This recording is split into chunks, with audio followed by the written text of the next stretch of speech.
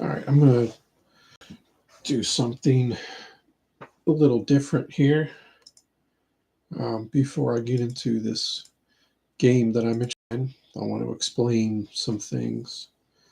So early, very, very early in my childhood, I want to say it was around 4 years old, I believe.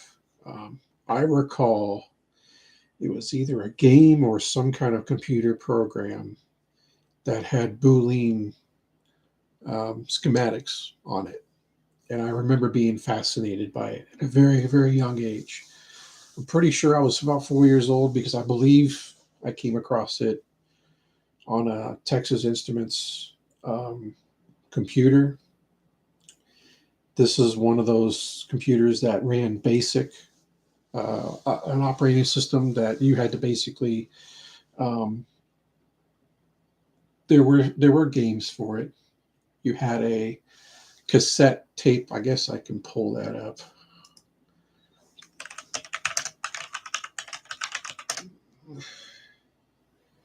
Um, what was it? Was it? It wasn't a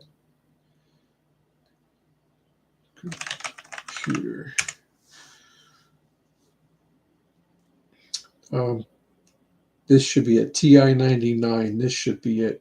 I have an emulator for it floating around somewhere. But this was it right here. So you had cartridges you can put in and play games.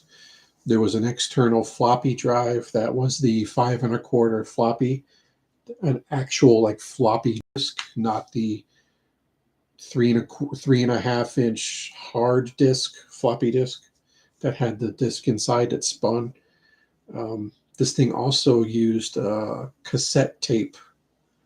There were games that were on cassette tape, and they would play it off of that. It's pretty wild stuff. Here's one with some of the games in there. I think that's Adventure, I believe. Here's the cassette tape right here. That's it right there. And that's the floppy drive right there. There's where you inserted the floppy disks. Those were the 5 1/4s. So I believe that I played around with that I did, it was boolean. Let me see if I can get it a little closer in here. I guess not.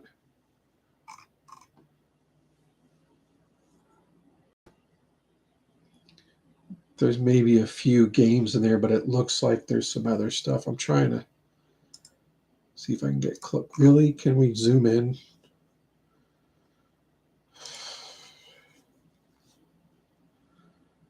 But there's definitely some games in there for sure. And there was some pretty interesting system for back then too.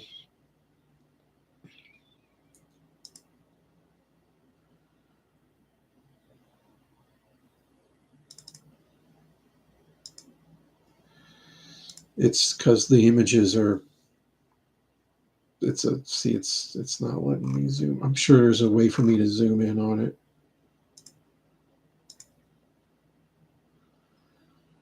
Here we go. That's not very helpful. I remember that thing. I don't remember what it was called. That's not Parsec or anything like that. Space Invaders, maybe? That's probably Space Invaders, the original Space Invaders.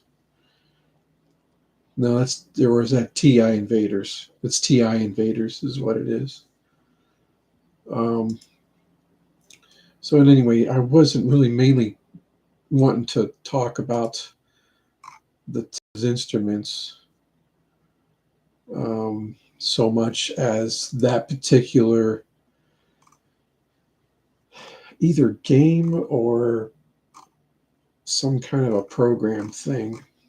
But I remember the graphics. The graphics were Boolean. They were the Boolean integers, pictures. Look at that, man. I remember a lot of that stuff having plug-in chips. I remember there was some chips that you would plug in some of that stuff, and they were real easy to bend the teeth and screw them up.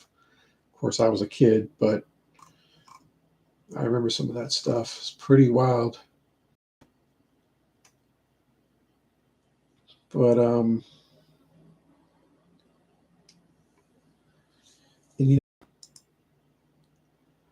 it could have been a part. See, here's amazing. Um, that was one of the games that my girls really enjoyed playing. It's a little maze, and it's a cat and mouse game. The mouse is trying to get to the cheese and then get out of the hole to win. And then there's a cat going around. Sometimes it pounces, and sometimes you can tell it not to pounce, and it will go after the mouse. Um, the girls loved that game, but I wonder if the reason I can't find the boolean algebra thing is because maybe it was a part of another program.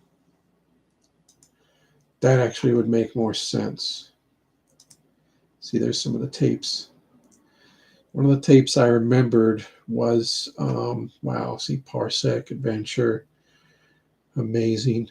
See, people would remember Adventure was made a little bit more new age famous from Ready Player One. Brought that back. Tombstone City. There was did we do Munchman through the tape? I thought we did. There was something on the tape, but it was like a ghost game of some kind, but I forgot what it was called. Look at that. 49. There's the operating system, TI Extended Basic. Numeration. I wonder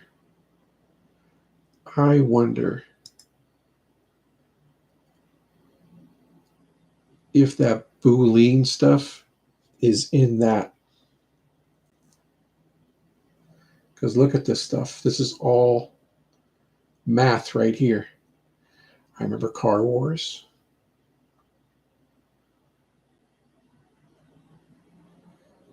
I did all of these right here. All of this stuff. All of that looks familiar. The spelling. I want to say that the Boolean thing was going to be on something like that. I bet you one of these is Defender right here. Disk Manager, geez, Touch Typing Tutor. I remember that. I didn't really learn typing too well with it, but we had it.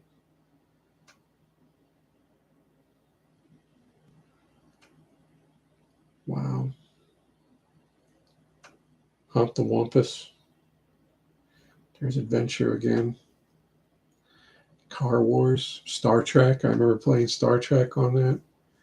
Like I'm telling you, like I was 5 years old. This was right around when Nintendo also first came out as well.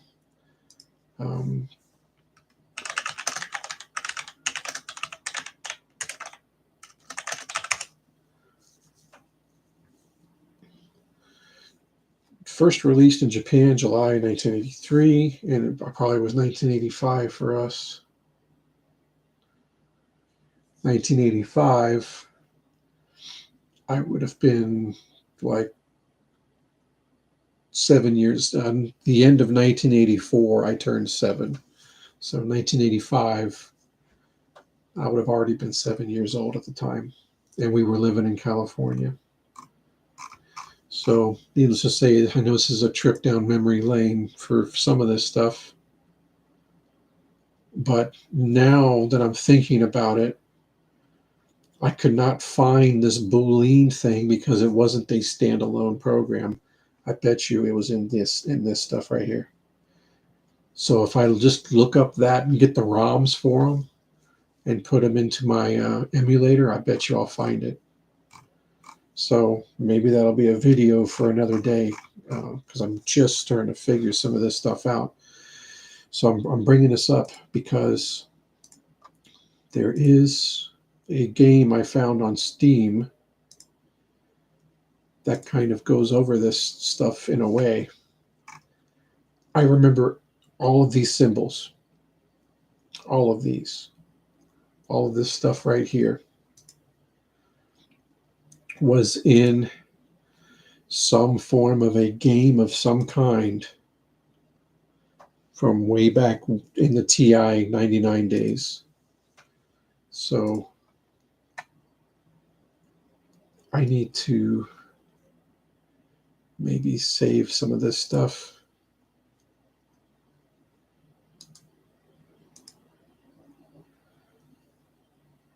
Just save the picture. I don't care.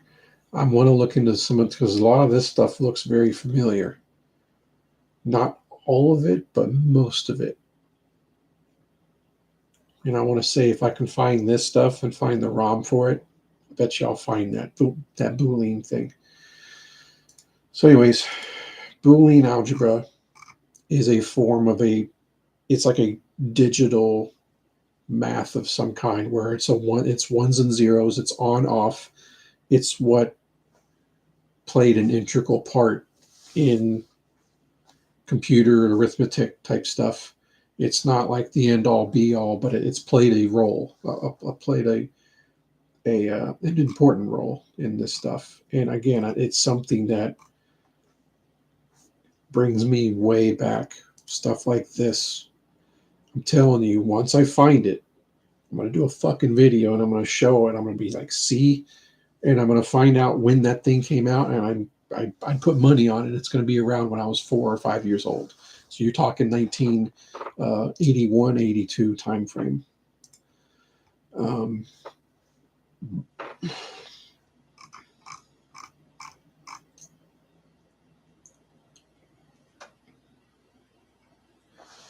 Anyway,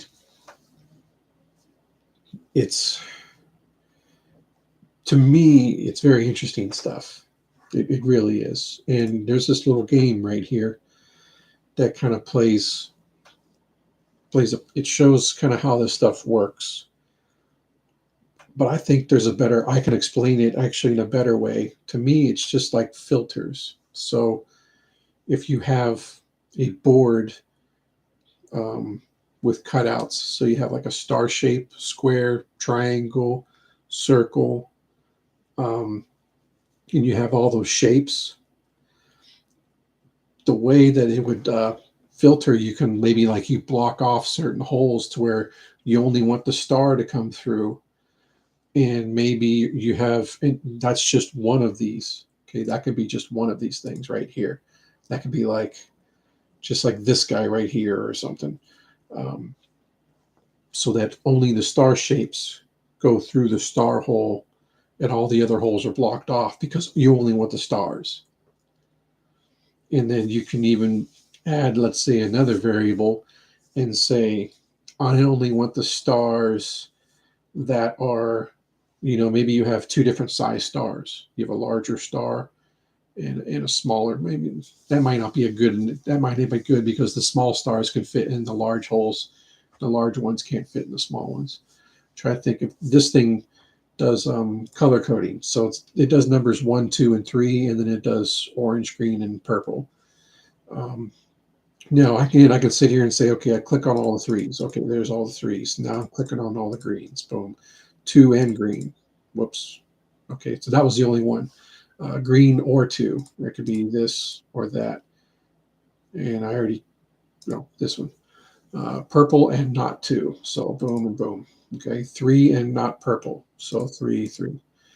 Not 3, not 1. All the 2s. Okay, not orange, not green. Purple only.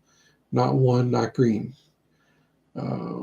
This one, this one, this one, this one. Not orange or 2. That would be everything else, right? Okay. So it can be, trying to think quickly on it. There's computers out there that can do this, obviously in fucking nanoseconds, and do this zillion times a minute. But it's a way of having these gates. I think of it like filters, but I can see it as like a gate too. You can say, okay, are you orange? Okay, you can come through. You're purple? Nope, you stop. You're green? No, you stop. I only want the orange. And then after the oranges go through, and then there's another gate, and the gate goes, okay, all the oranges are cool, but also you have to be number one.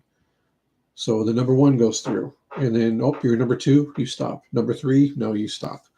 So it's like a gate filter, whatever helps you figure it out in your mind. Whatever you want to do, that's fine. Um, so that being said, when I was looking around on Steam, I found this thing that I thought was quite interesting. And I went ahead and got the demo for it. And I did one chip. Like I went in and saw it. I heard, the music was kind of cool. And I looked at the thing and, it showed me how to do the chip. And I did the chip and I was like, oh yeah, I'm getting this game. This is right up my alley. This right here is exactly what I also do, even with my own job, because there's continuity. You're looking for continuity in your wiring. Everything I always preach is inputs, output voltage. So you have a desired input, or maybe even a required input for the device, and a desired or required output of a device.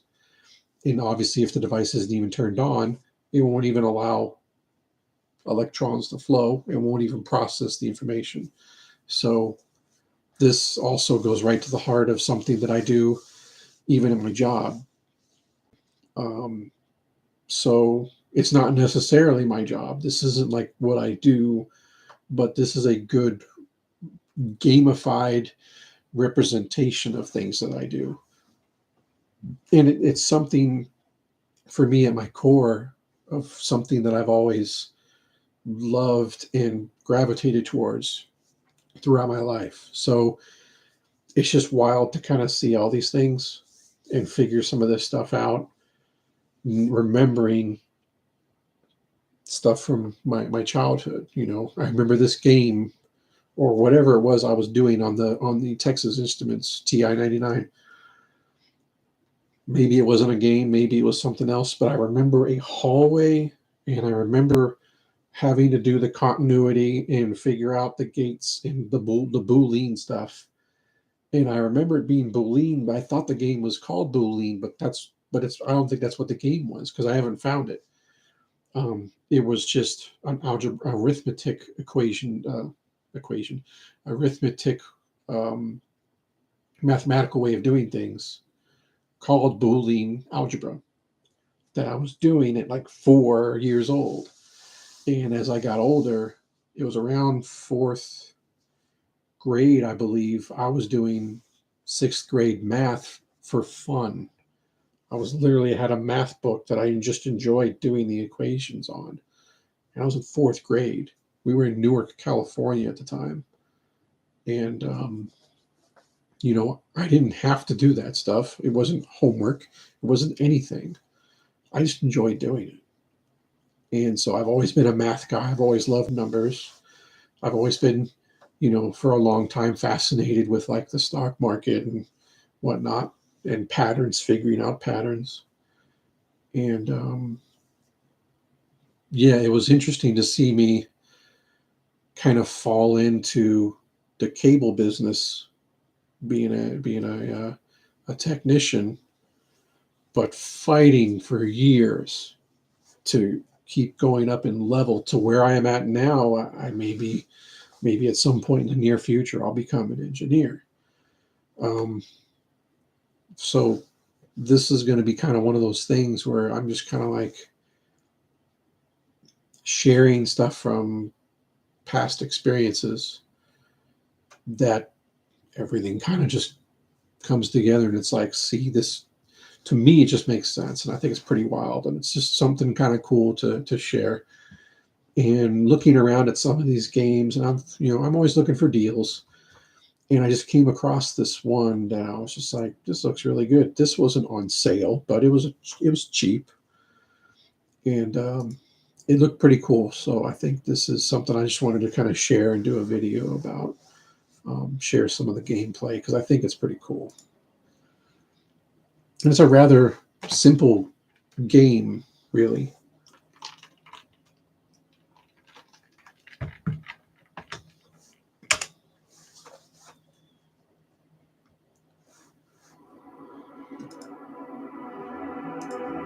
Okay.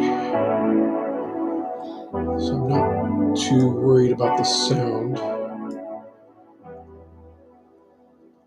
This should be fine. So the graphics are already set up here. I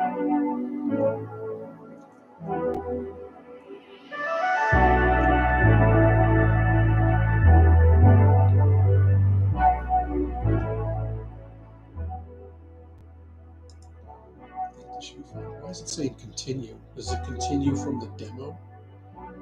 Because I don't want to do that. I just want to start over.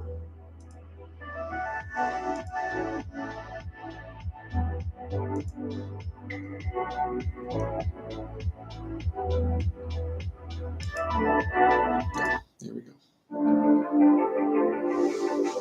Different sounds.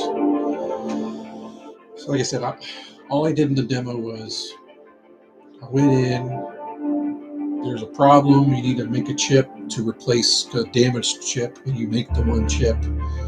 And that's when I was sold. I'm like, yeah, this is something I know I'll enjoy. So let's go ahead and do this. I think this is cool.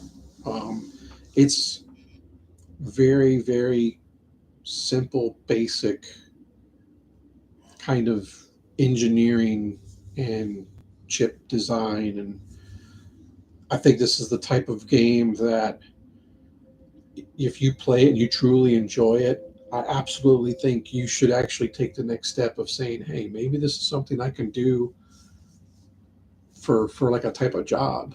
And if you're interested in this stuff, there's plenty of information out there on the internet and certifications and stuff to get involved in this stuff. And by all means, go for it. Because if you play this and it's really kind of like exciting to you, absolutely go for it. I think it's pretty cool, and I think you should do it.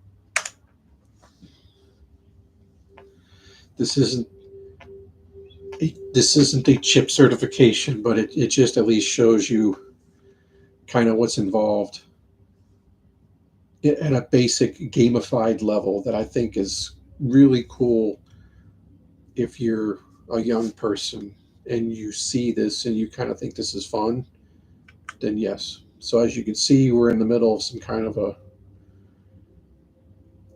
weird, desolate place with the power out. So,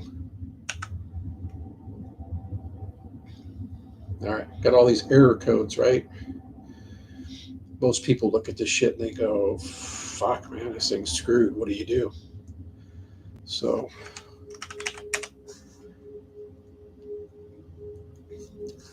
it's saying critical failure, system reboot required. So let's reboot it. And I shit you not, this is kind of how this stuff kind of goes. And again, on a very basic, simplified level. So there's currently a power outage right here. See, connection to power grid failed. So it's on a backup, it's on some kind of a generator. So you just reset the generator and the power comes back on.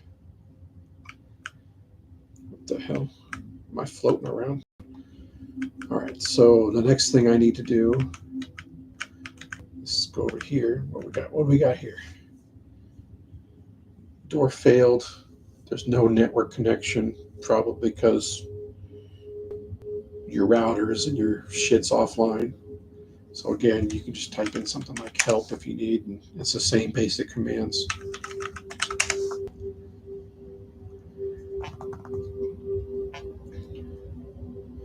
So here the chip is damaged, so it's saying to replace the bypass chip.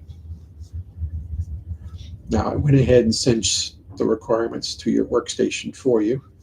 So you can just exit. We're going to go, this is your workstation. All right, if you need to, you do help again. Let's see what we got. Model chip, exit, and help. So we're going to model chip.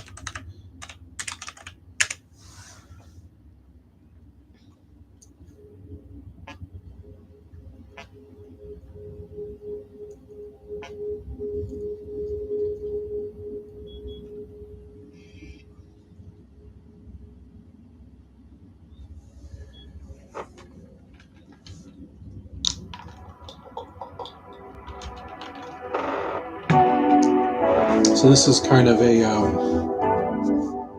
tutorial.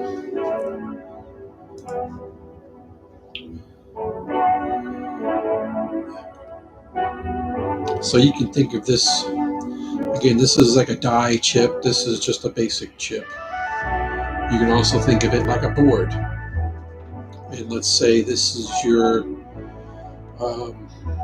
let's say it's like a,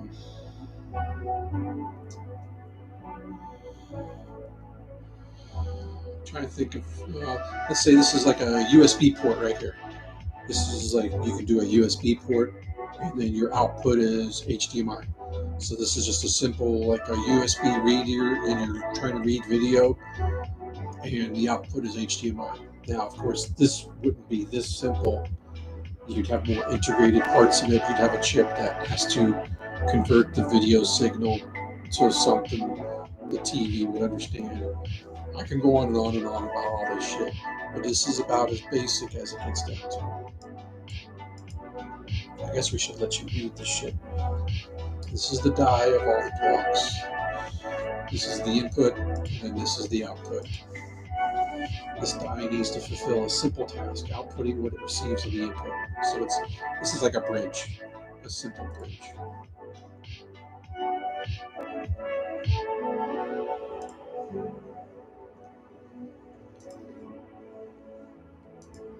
Yeah, if you get lost, you can just hit the okay. It's already connected, so we just need to validate it. So it's valid. It says it's streamlined, says it's efficient. So that just means how many blocks it's taking to get there. It's saying that it's efficient. Now, if I took this and went like in an S, it wouldn't be efficient. It would still work, but it would say it's, inefficient or whatever.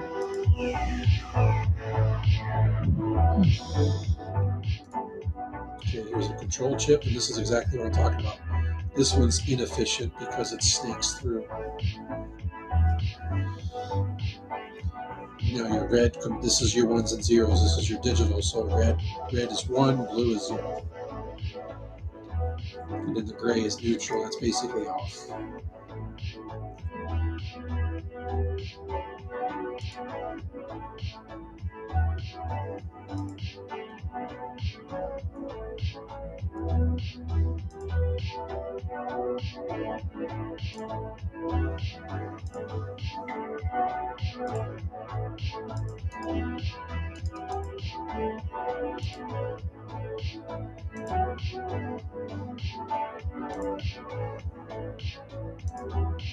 All that was doing is basically checking continuity.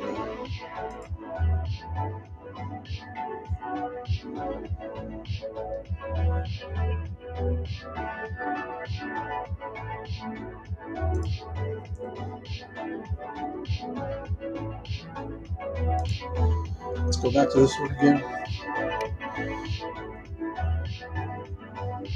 If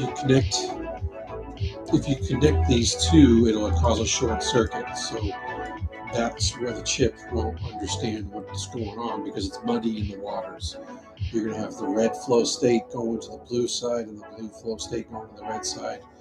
And then the chip's going to be like, what do you want me to do with this? Is it a 1 or is it a 0? What is it? So that's basically a short.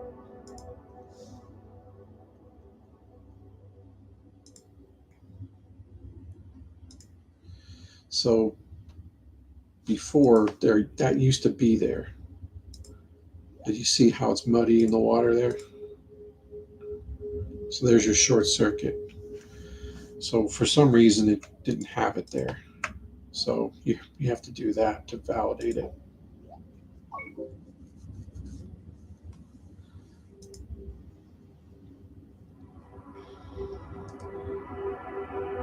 It says completed but functional. Isn't there something else I need to do?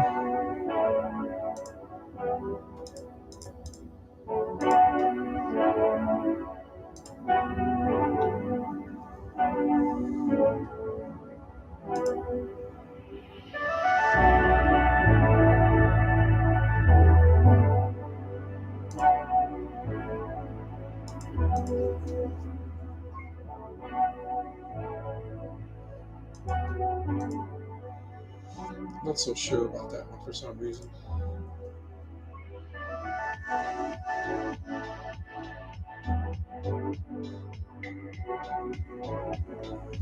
Okay. So it wants input A, output A. So it wants that. And then 2 would be the opposite. And then it wants a third one that's input A.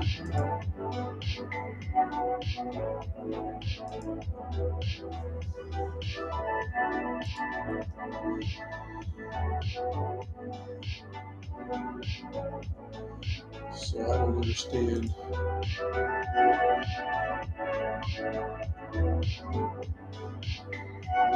I don't have to change anything there.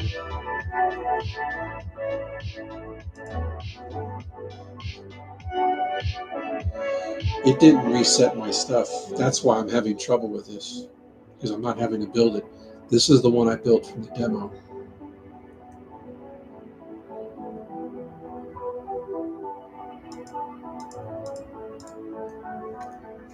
So I'm going to erase all this and rebuild it.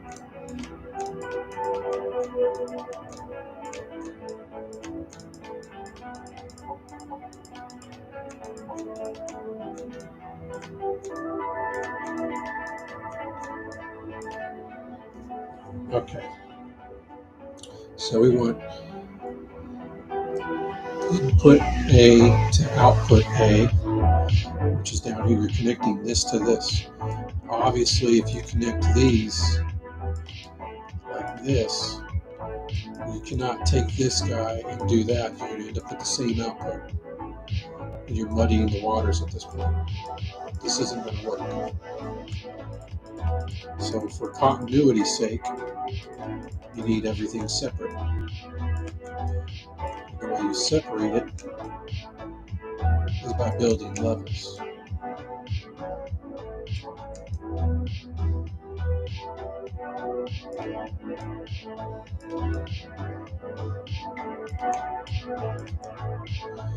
So there's that guy.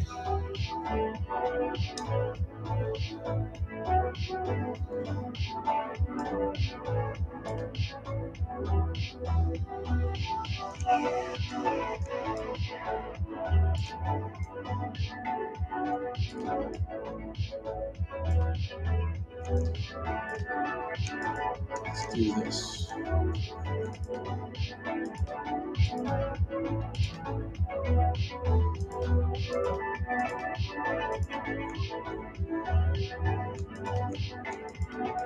Let's see if I can do this one more efficient.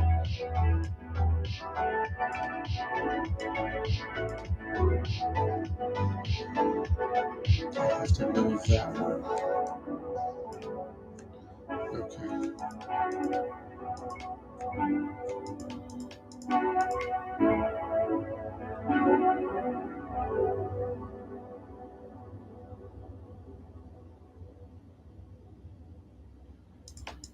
This one's getting in my way. Let's redo this. Okay, just start over. Most efficient way to do this guy is just straight across from input B to output B. So just let that be straight across. That's the most efficient. This guy,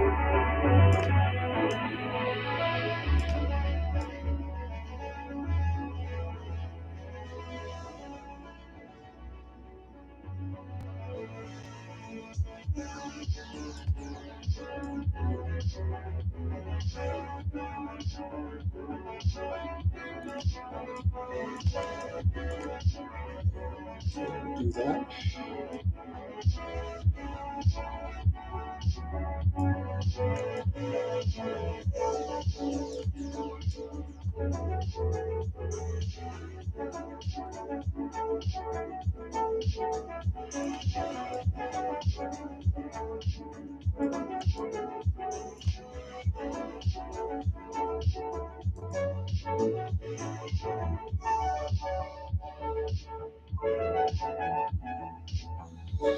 There's a better way to do it.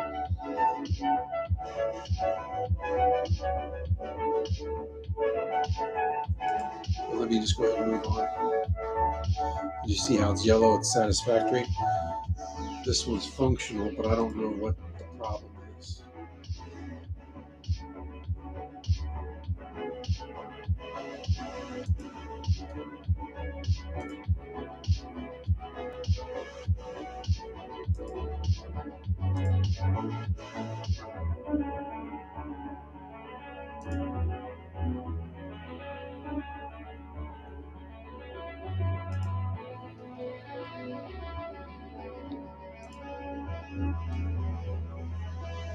Yeah, see, this didn't delete the demo because I built that.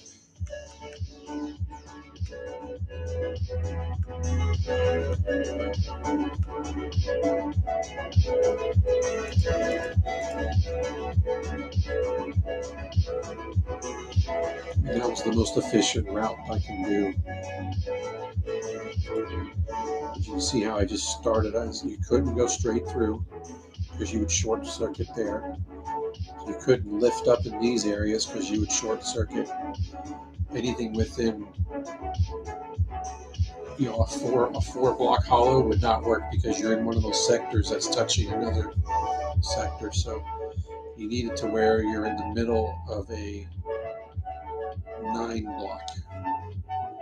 That's where this one worked.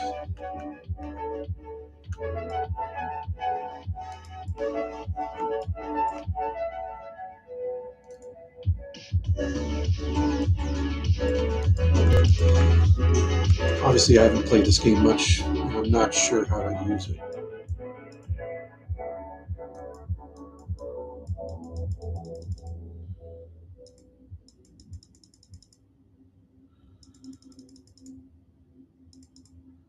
You can see how that's a 9 block right there. 1, 2, 3, 1, 2, 3 down, 1, 2, 3 over. So it's in the middle. It's in the number 5 sector of that 9 block. I'm ignoring these two off to the side. I'm ignoring these two at the bottom here. So there's a 9 block right there. So I really thought that should have erased all that shit. All right, so I made the chip. Okay. Here's the workstation. Here's the fabricator.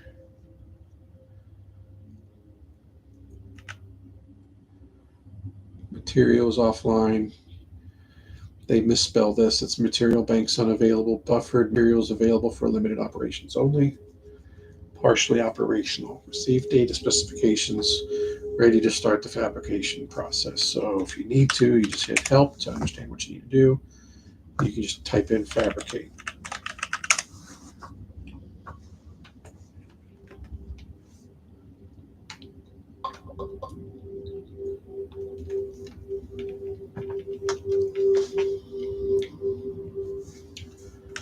Okay, exit. There's our chip. And then where do we put this chip? Where it is needed.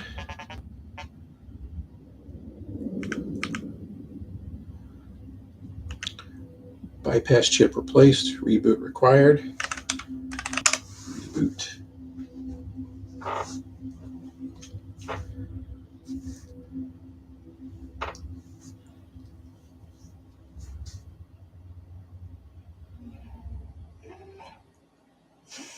Open the door.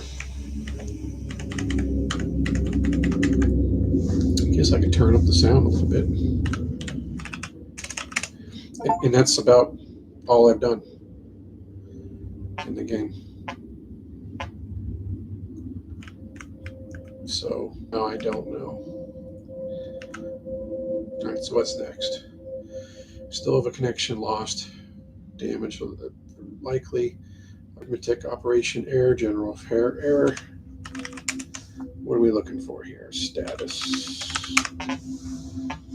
Let's go to diagnostics. It says there's power.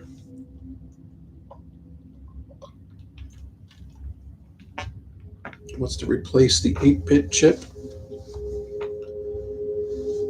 it's saying that the material banks are offline, so the workstation is not ready.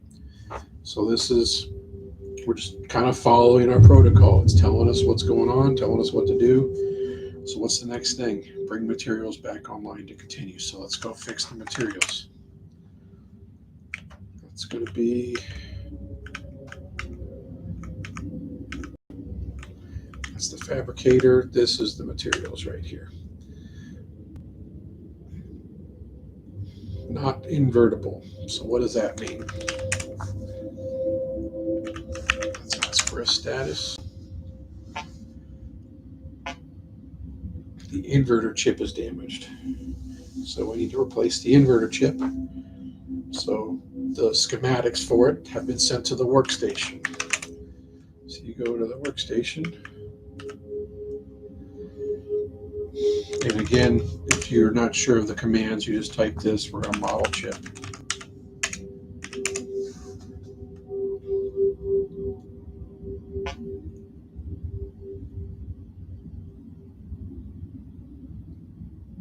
PMOS, NMOS.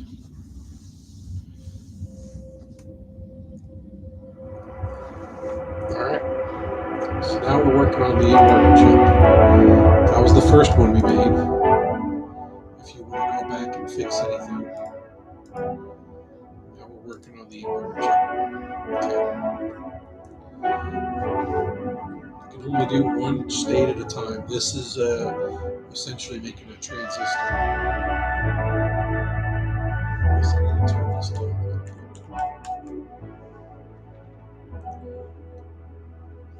Metal oxide semiconductors field effect transistor can react to states. Here's a MOSFET.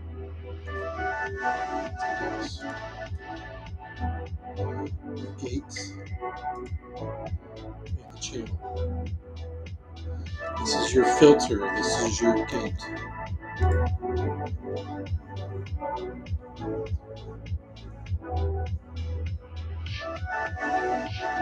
Okay. So it only allows one going through.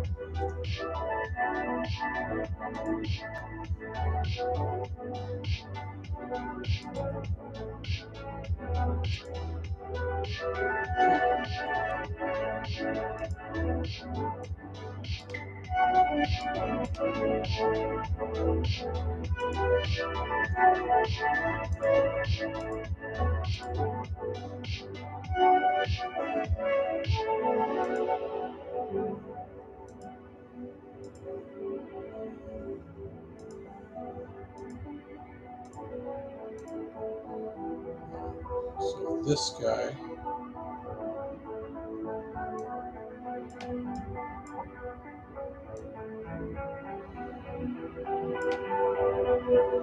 I think that's how it would go.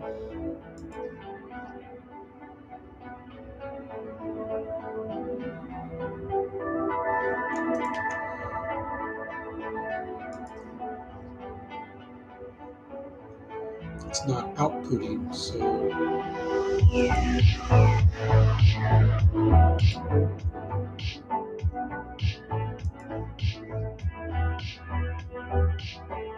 thought that's what I needed to do. I was saying the one.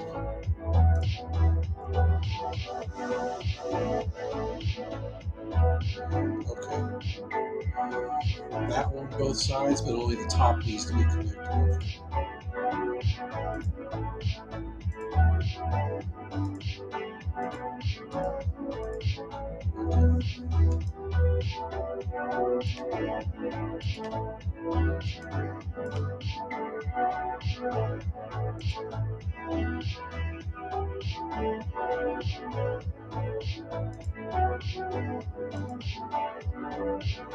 It keeps changing.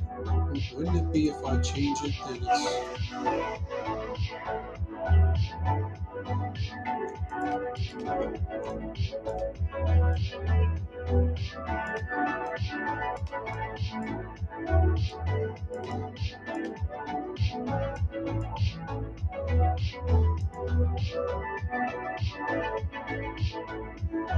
am I doing wrong?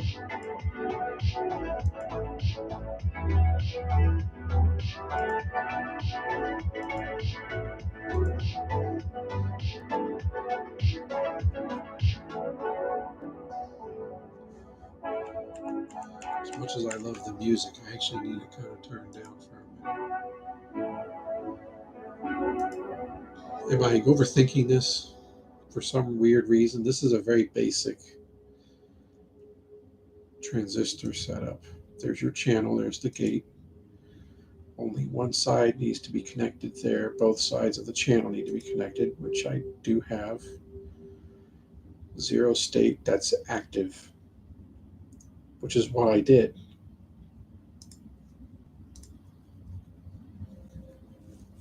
This is the one state, this is the zero.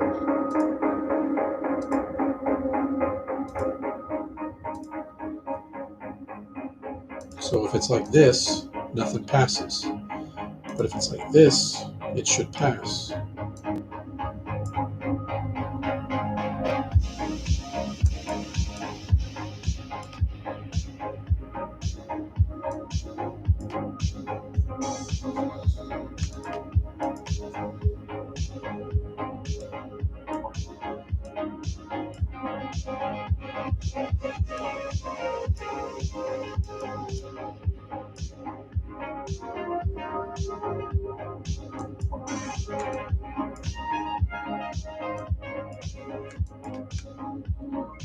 I needed to raise it up there, okay.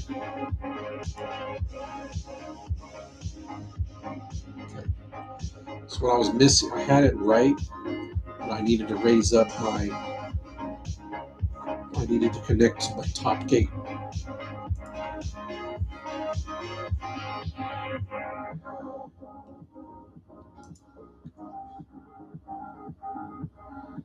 Negative are exact opposite. So why I did it the way I did it the first time. So just do that. And then this guy here.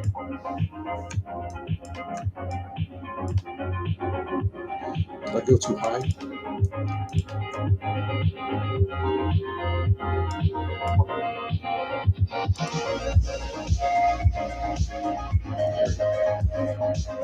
Let's see, that's more efficient having it turned around.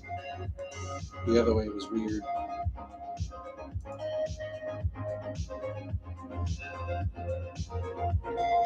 Hope I'm not going too fast, but I was kind of having trouble with that first one because I don't understand that I had to raise it up.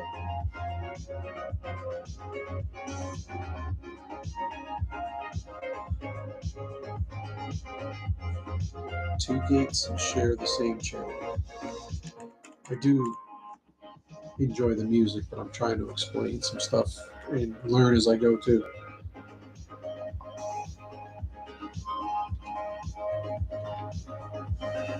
So special shape MOSFET can have two gates and share the same channel. Create a merged PMOS with two gates, then validate. Okay. So we want, this is this input. Are we not doing the other input? It's always going to have this one input. Okay.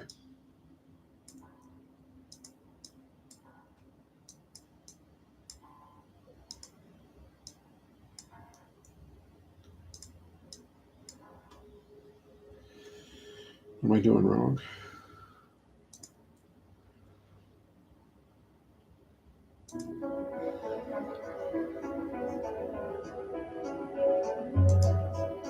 They're going to come in from this way.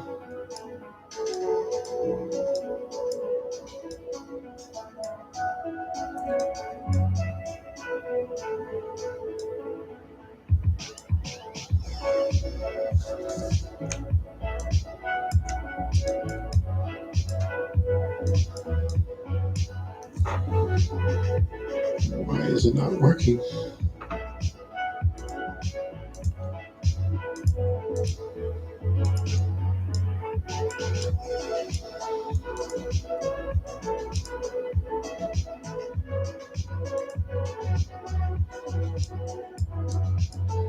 But it's not letting me draw the line.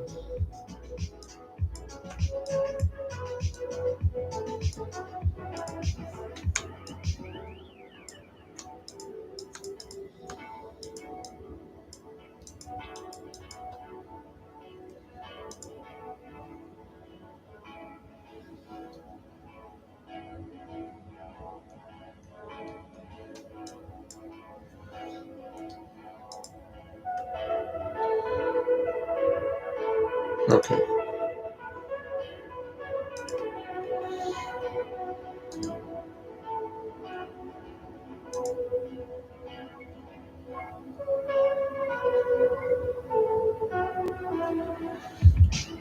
There was no lines to draw. I just needed to use the what they call the PMOS.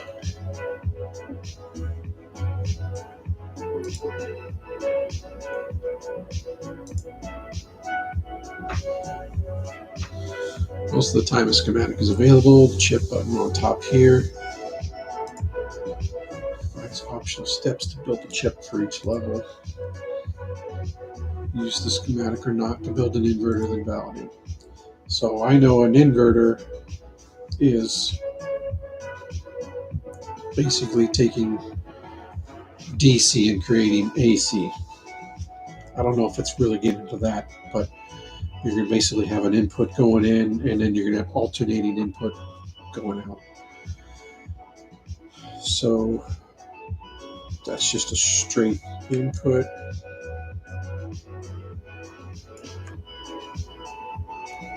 But that causes a short circuit. So we still want the two different states. So I need something, I need a gate.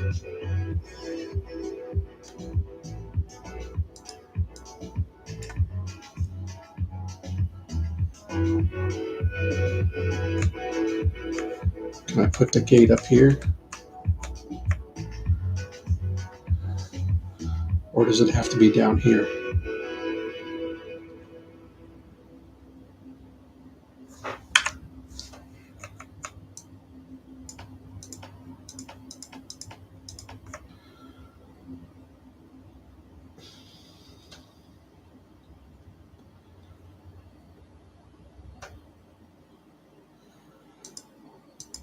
It needs to go through here.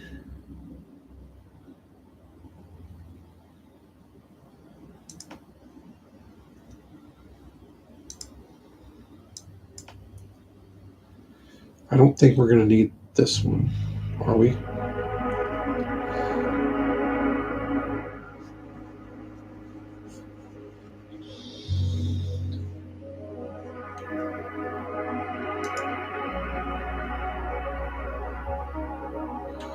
There's the in.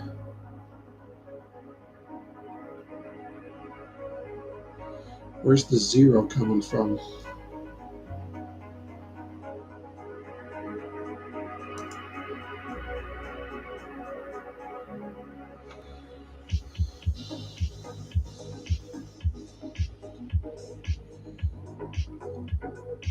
They're coming from here. Got a hair on me. This is just my input. That goes to the PMOS and the NMOS. Okay.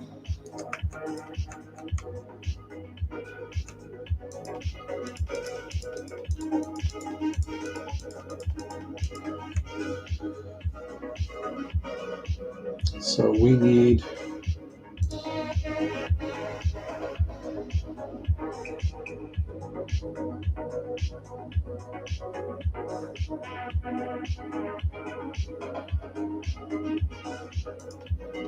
that. That.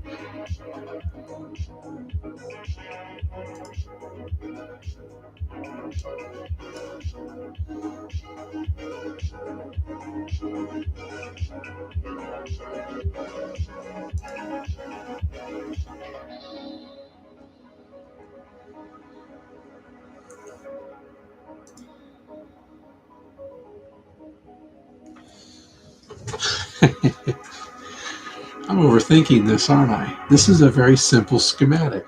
Why the fuck am I taking so long to just think about it? It shows it right there. This is the answer. The answer's right here. Why am I overthinking it? That's crazy. You have your input here. This is your 1 and your 0. Your negative and your positive, if you want to think of it that way. You're on, you're off. You just need to feed it to these things. And then the outputs are going to be combined. Because when one state's in one position, the other one's going to be off. And then vice versa. So the output can be combined. So maybe I should work on it backwards.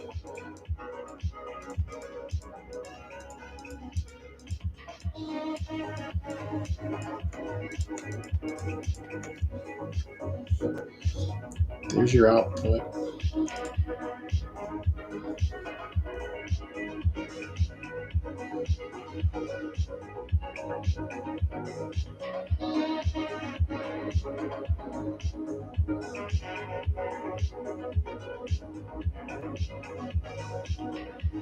This is weird that I'm thinking so hard about it when I know the answer's right in front of me.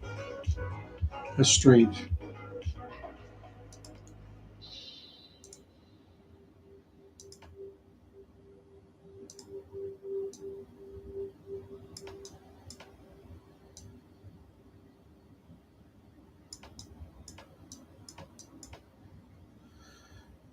So that output should be perfectly fine.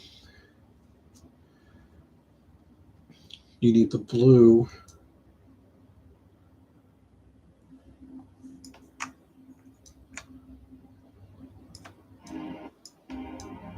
to go into there.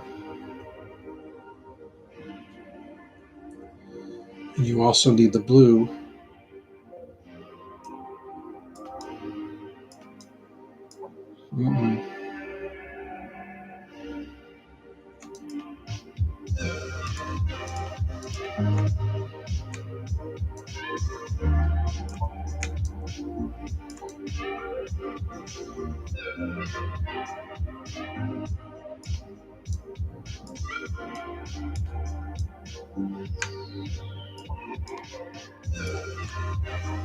Okay. Take the red.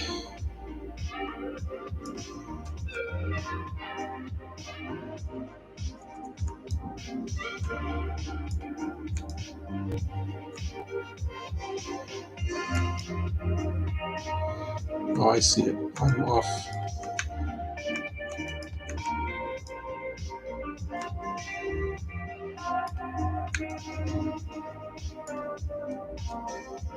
Oh, it's short now. Okay.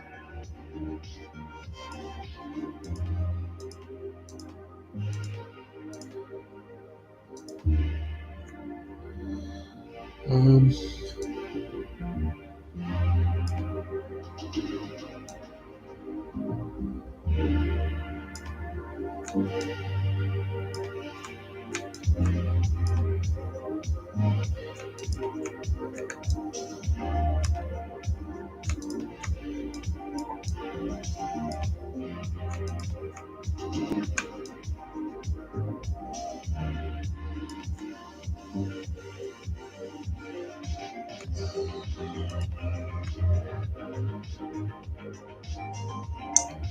okay, it's saying it's shorting out on the output.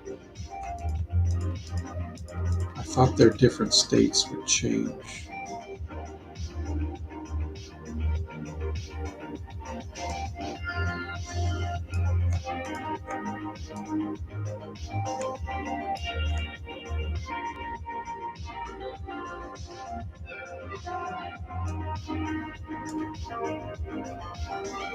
Is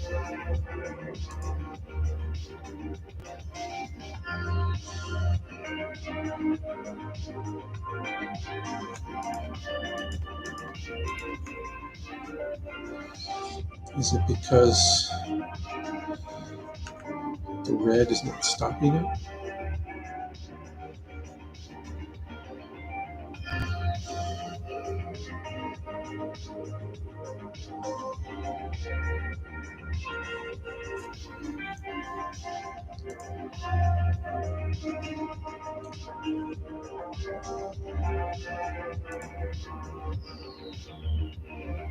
PMOS, NMOS.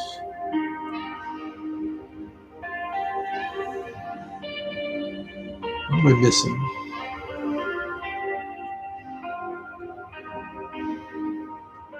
I'm missing my input to activate the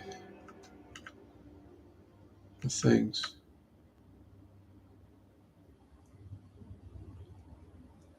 So you only need to send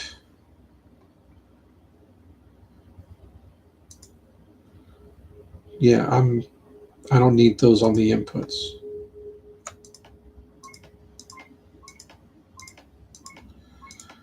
Overthinking it. Absolutely overthinking it.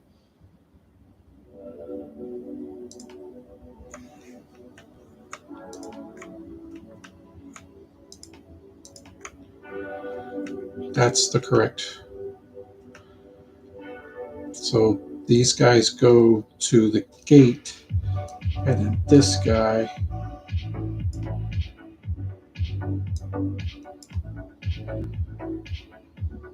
is it. And then now it'll work.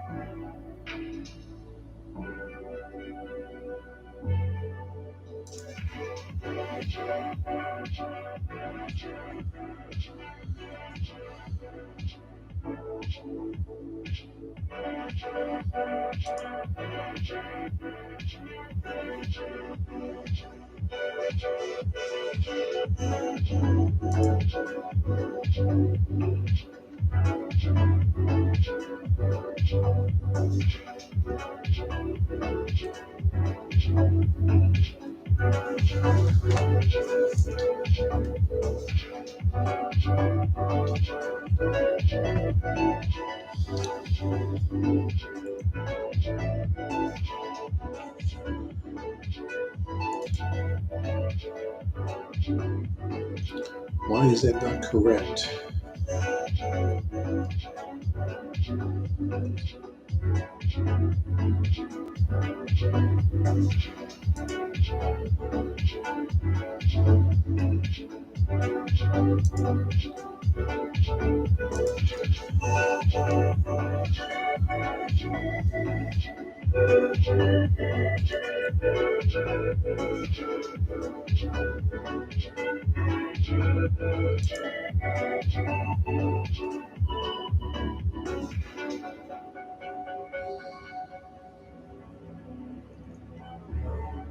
Did I get these backwards?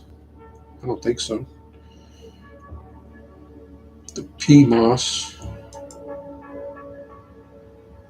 is there.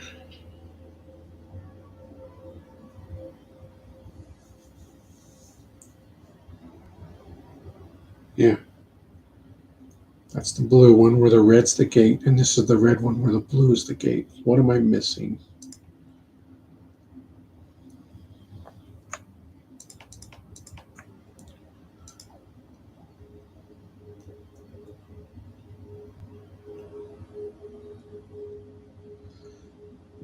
showing blue.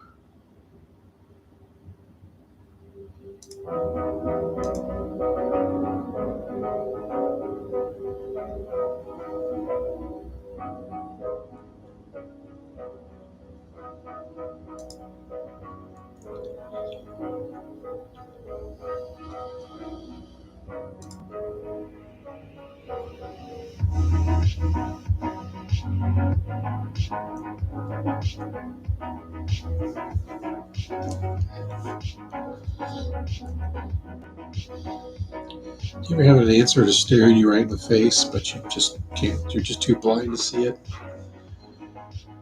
This is one of those where I'm going to see it and I'm going to be like, you dumbass, that was it. And I don't understand what part of this I did wrong. I have the input going to both inputs. So when I change the state,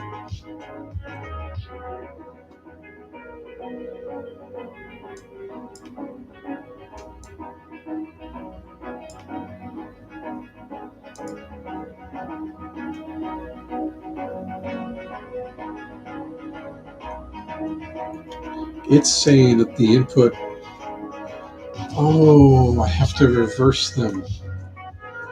It wants it to be red input, blue output. It wants to change it. But doesn't that mean I'd have to change these guys?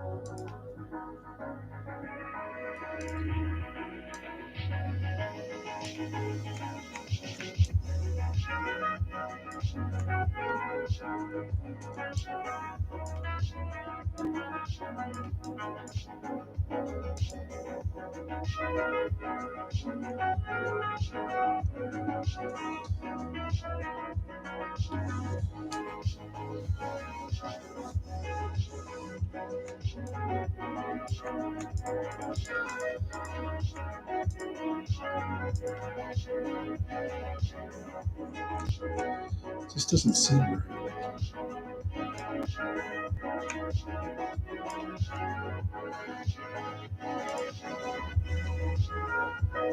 See, it can't get through.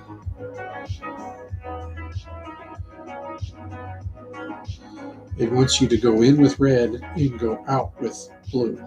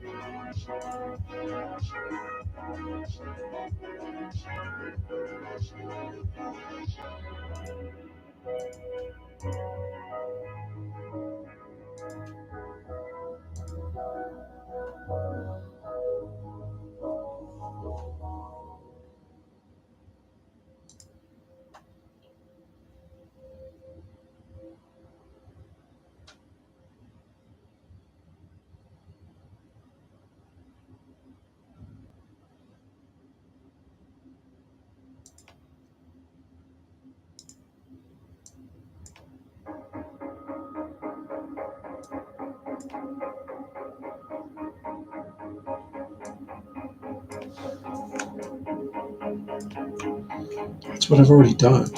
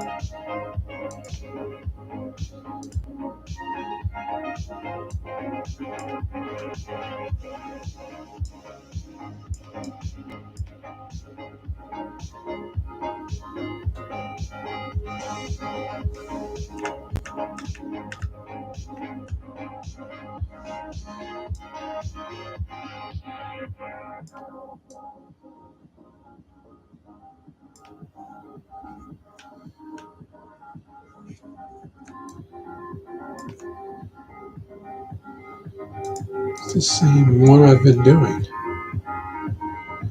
It goes in with red, out with red. How do I change it from red to blue on the output? It's in between the gates.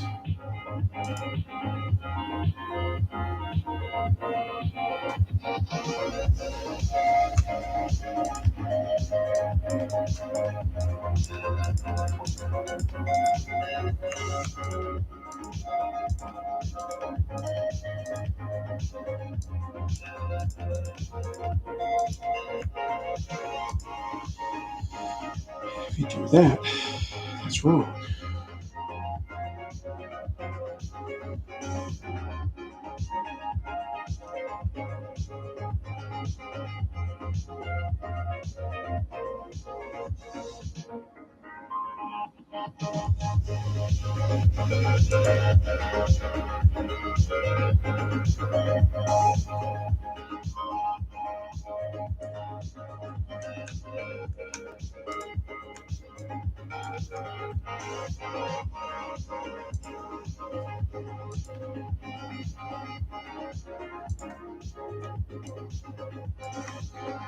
Those are not correct.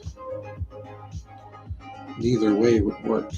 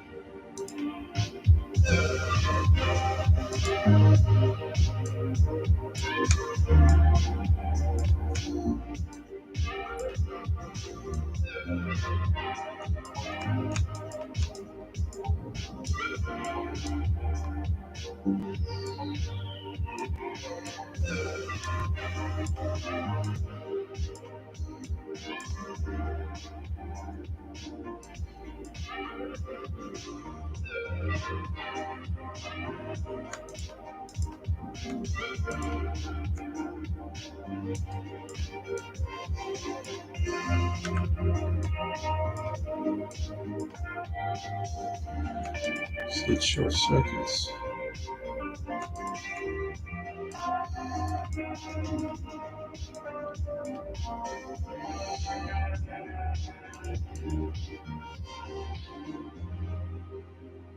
Because then it's bypassing the gate.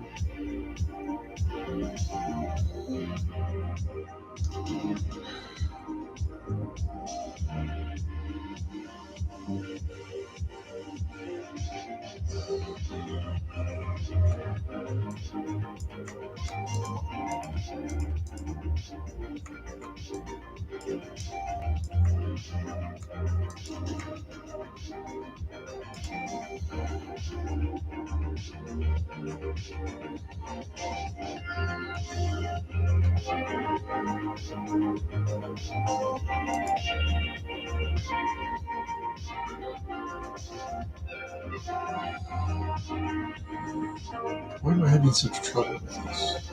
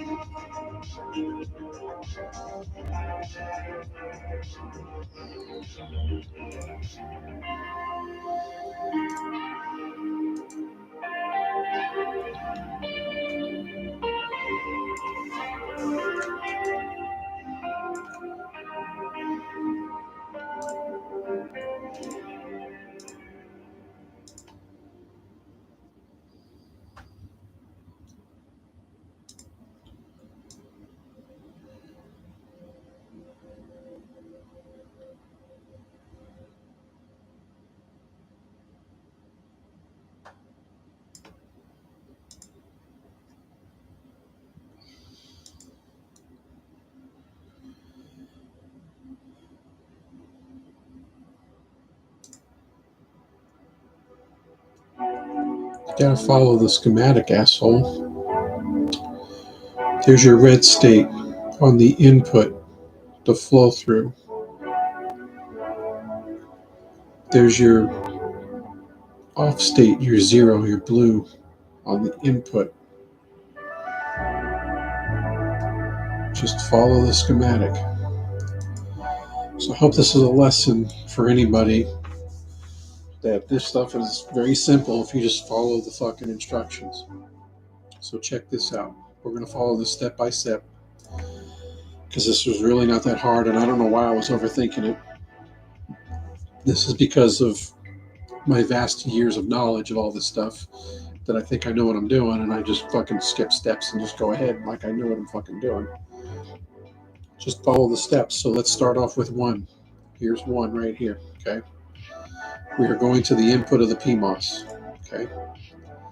So here's your PMOS.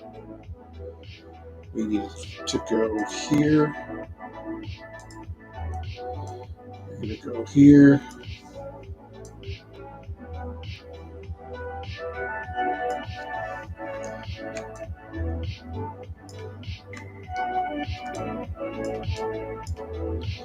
There's that. Here's your NMOS. We go here.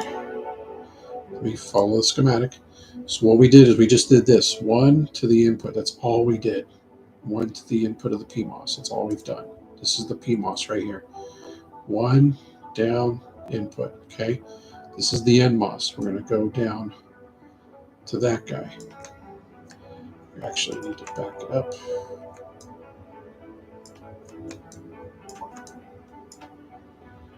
I think that should be okay. So we just did this to this. Okay. Now we were going to do the input. That's going to split off between those two.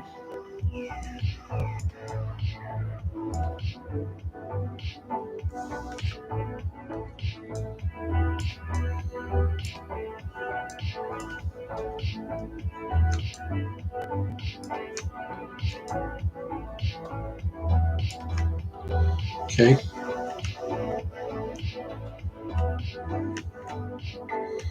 Following me so far?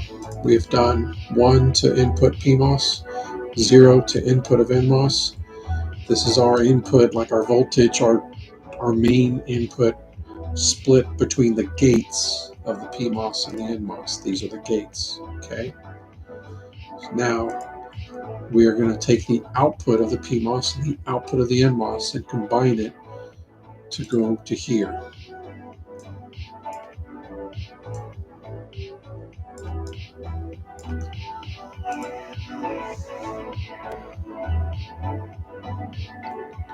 It helps when you follow instructions.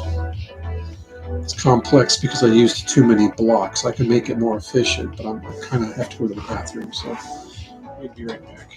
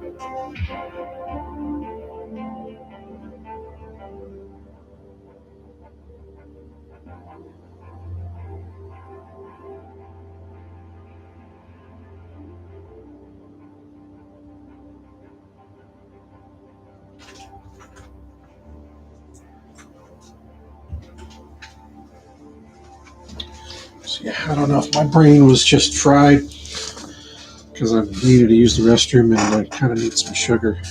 But you can see what I was doing wrong was I was feeding my states into the gate to control the gate, but I'm flowing the state through the gate under it, not causing it to shut the gate. So that's what this guy was doing.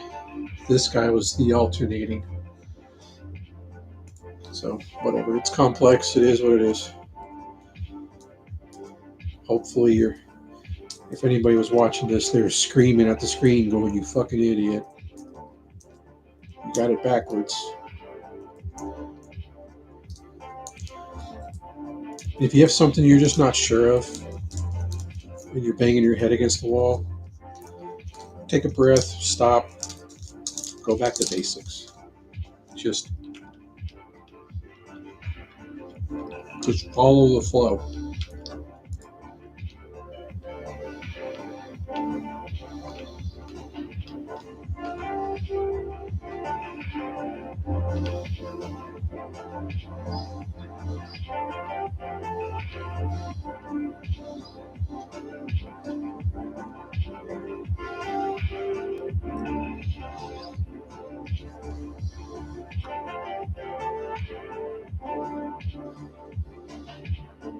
So once it's smaller,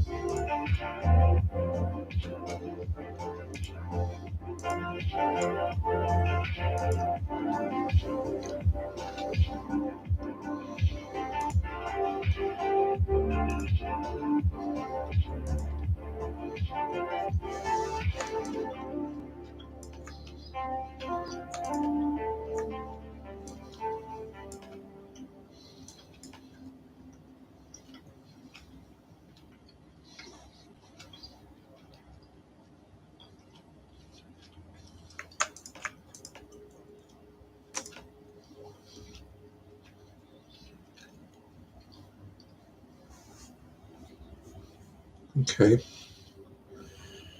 So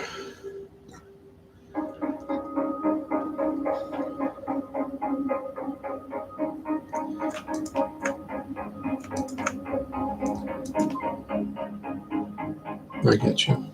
I didn't want to have to rebuild all that shit. So we were just making it more efficient.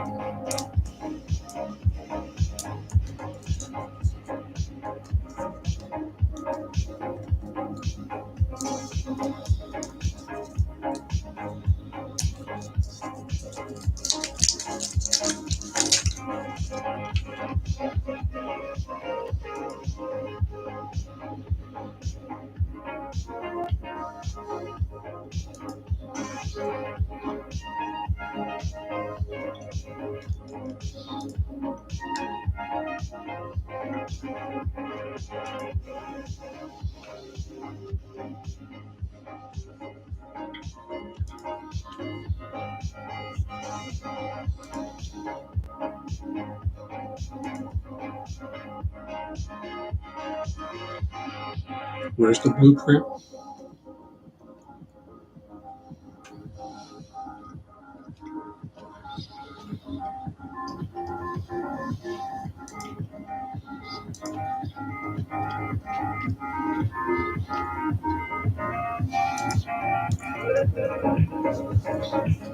Oh, okay.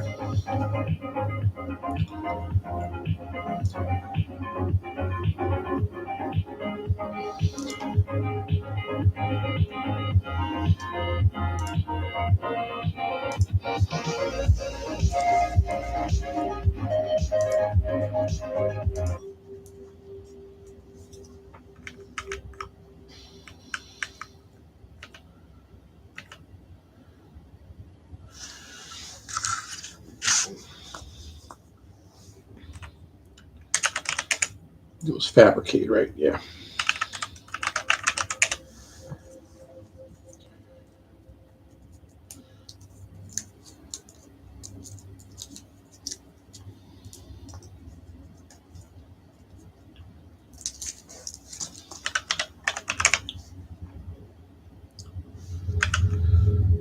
All right.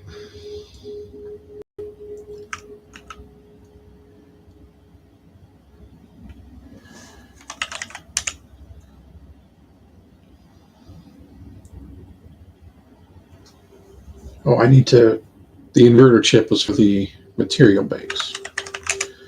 So I need it for the one I was at, right?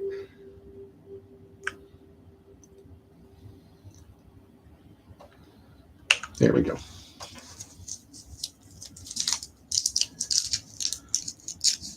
I love how black and white I am, and I'm very calculated on shit. And then I do something like this, I'm just like, my brain's all like, wow, dude.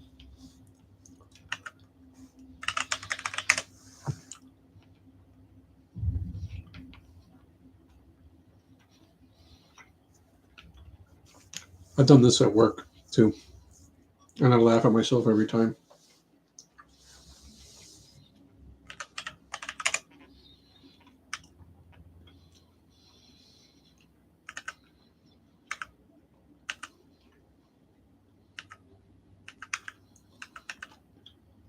I just brought them back online.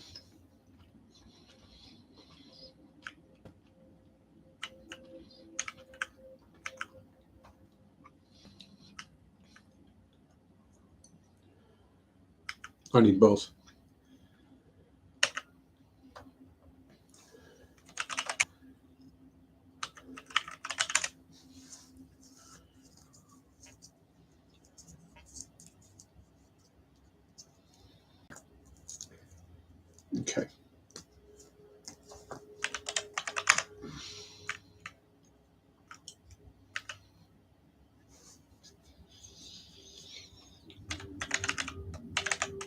model chip, right?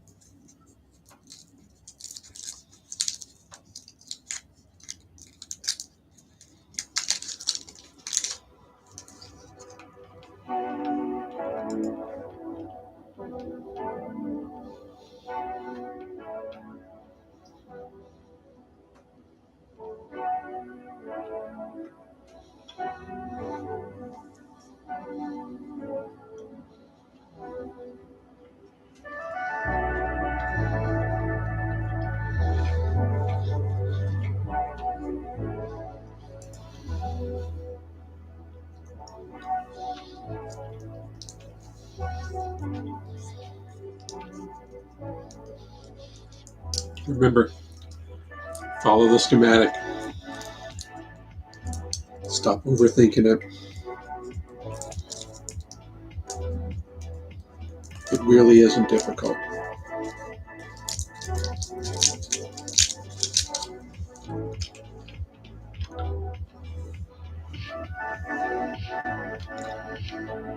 So we need 2 PMOSs and 2 NMOSs, okay?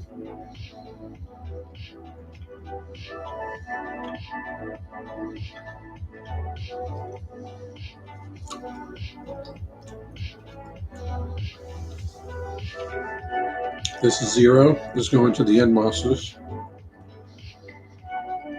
So let's work from the bottom up.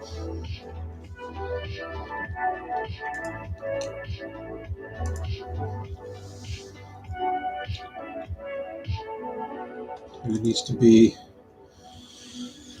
we can put them right up against the die because we're going to have A and B go to the gates. So do this. Since they're connecting together, we're just going to keep them together like this. Okay. It's going to just come in on one input and go out one.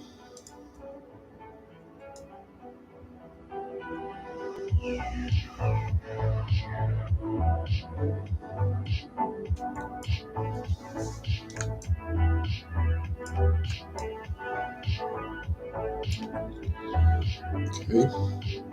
It's going to come out.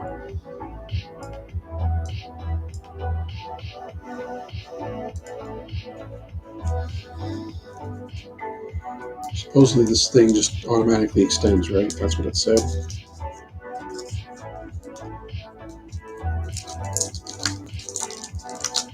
Now, keep in mind, this is a 0. This is an output. Number 0, letter O.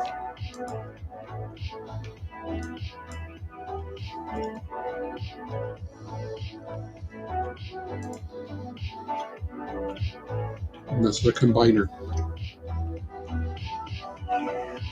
But we'll worry about that later.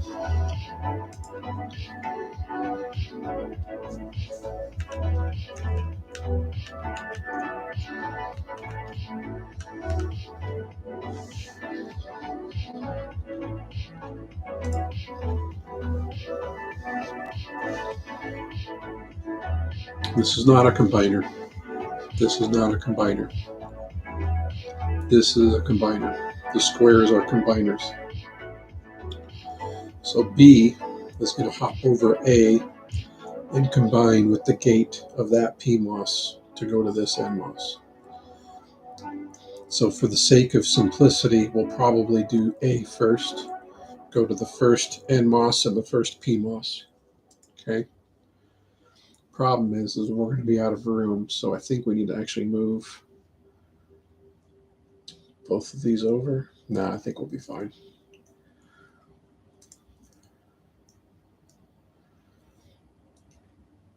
That's not going to go there, though. 1 goes there. A doesn't. So we do need them over. So let's do this.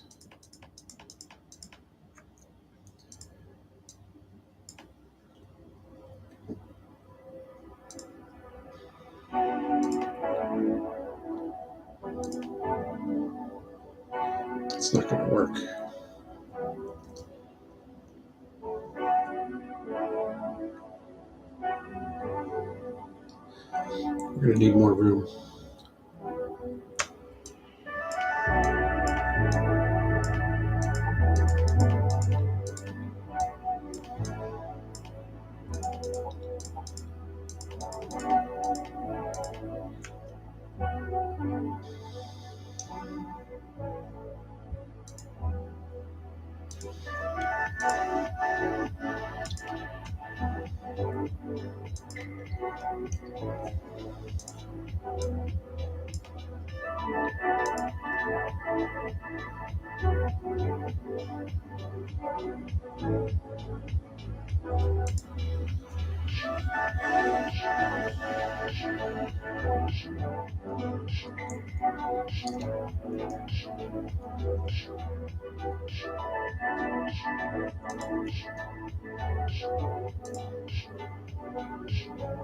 It shifted the whole thing up.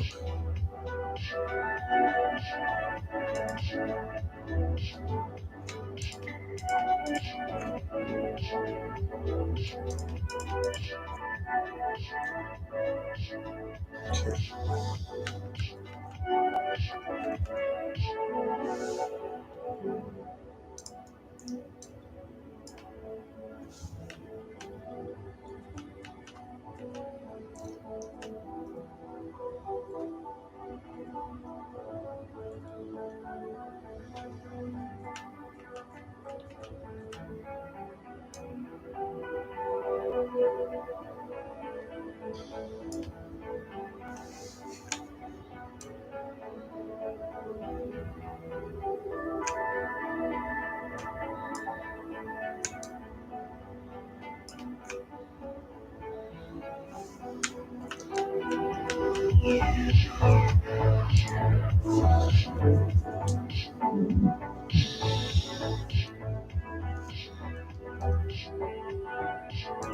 I see what I'm doing wrong.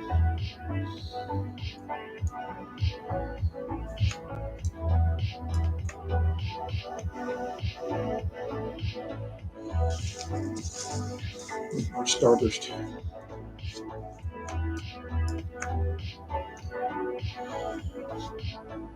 Shit. Can I rotate those?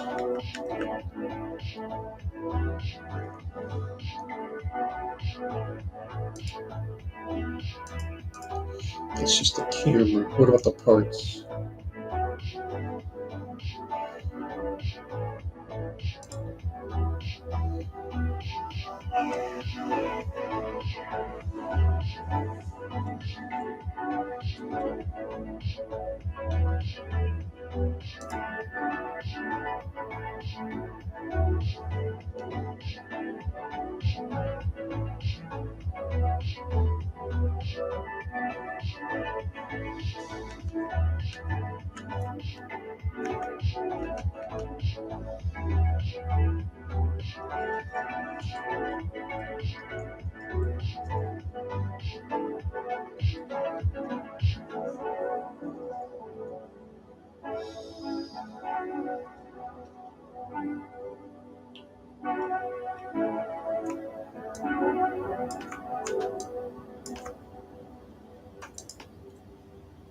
Let's just do this for now.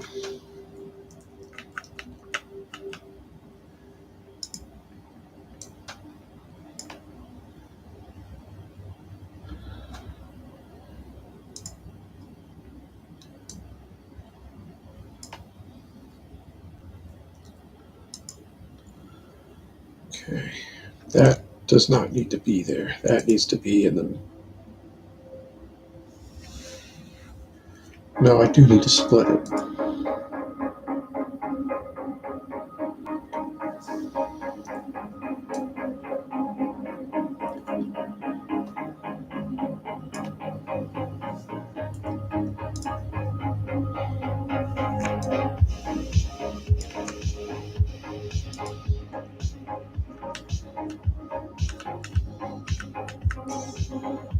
That's going there, that's going there.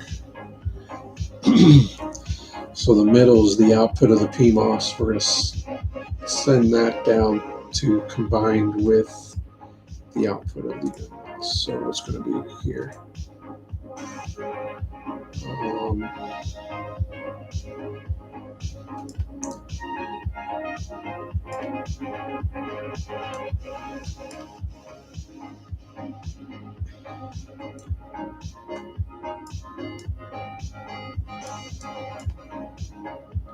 I guess that's good enough.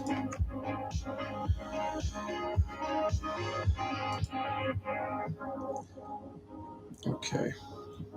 So we have one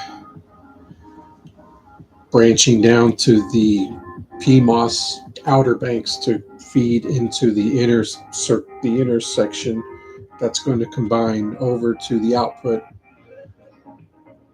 The NMOS is in series, uh, sending one through to the other one, the zero, and that's how we have it. See, zero goes to the input side of here, comes out to the other side to the input of the next one, comes out there. It combines with the center part of the PMOS here. So that's right there. So now all we need to do is send A to the gates of the first PMOS and the first NMOS. So we're going to do that right now.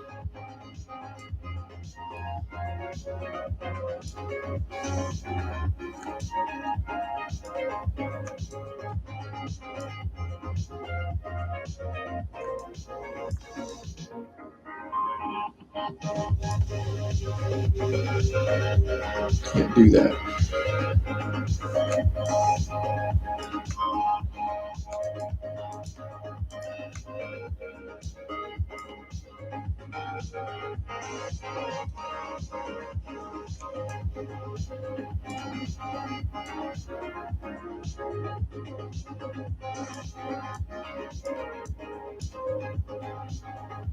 All right, that's coming out of there to that guy. That's going over there to that guy.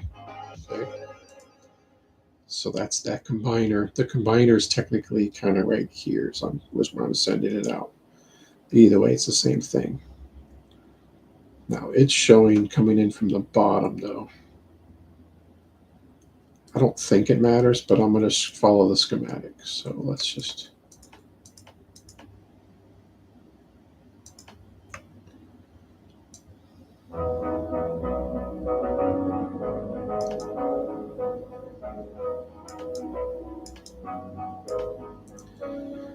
We're just going to keep with the schematic. The problem is this right here.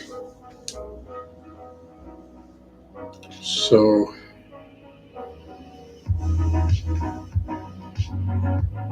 that's not giving me enough room to work with this guy.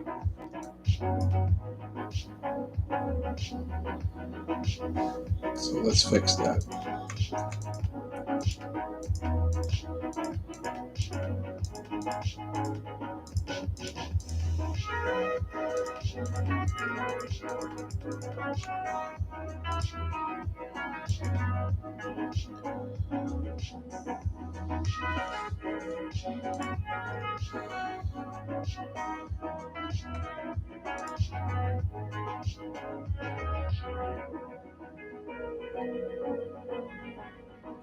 I might have enough room to do B the way. No, I can't.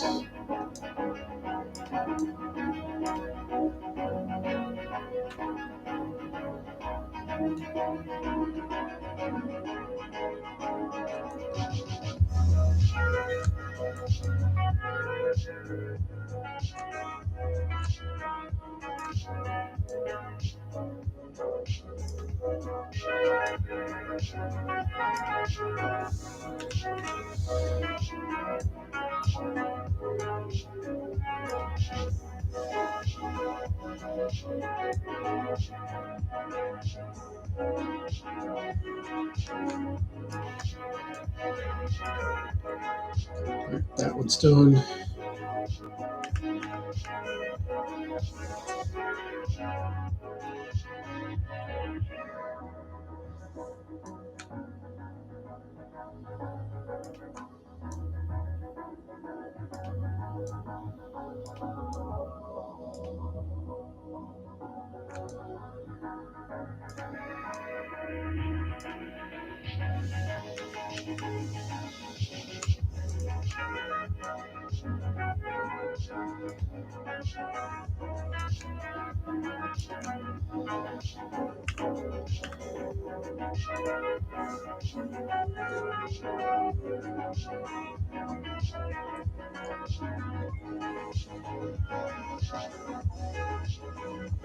Just follow the schematic.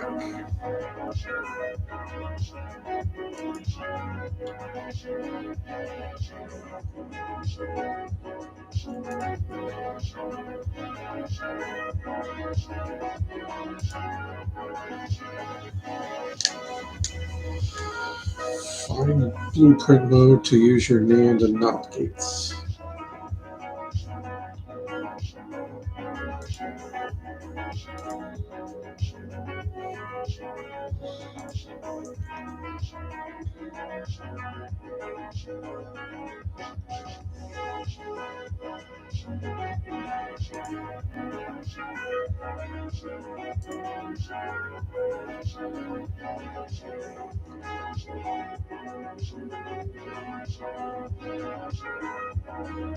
I don't have a NOT gate.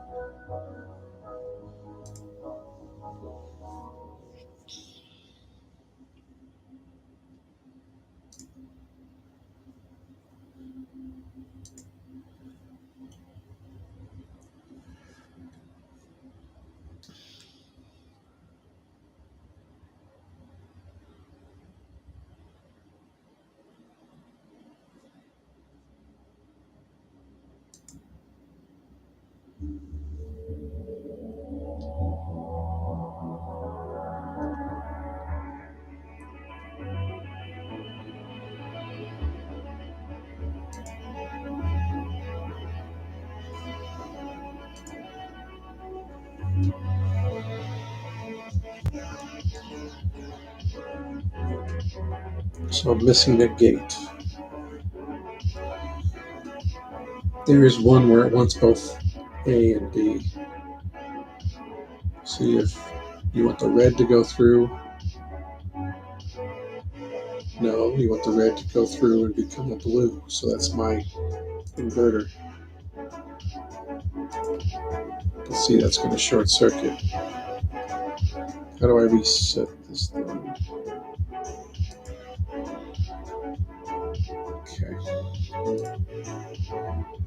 So we need that. And that'll do the first one. Why is it short circuiting already?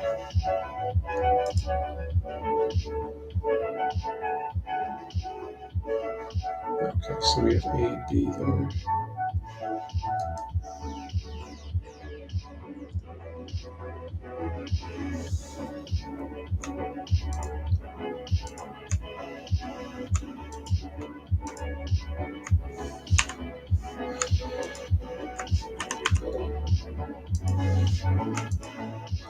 Why isn't that delete? Can I not delete the schematic part?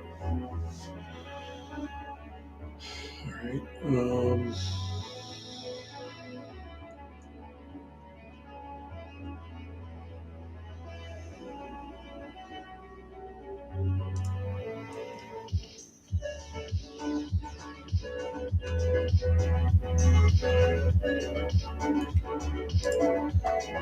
This is what changes it to blue. But I have an A and a B input, so that's not going to work.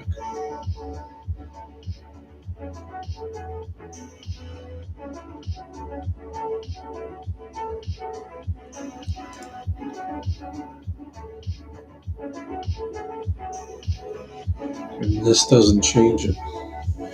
So I need both.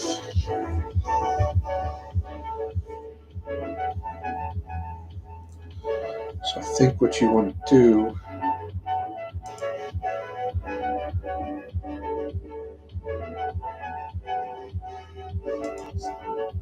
them up like that.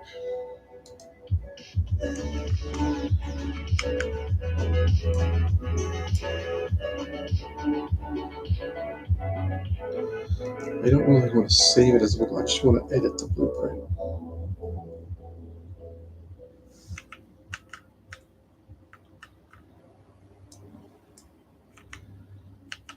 Like, how do I edit the blueprint?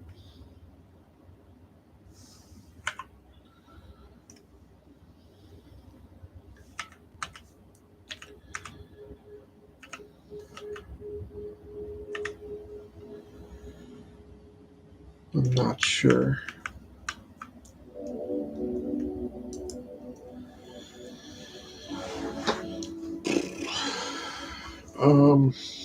All right.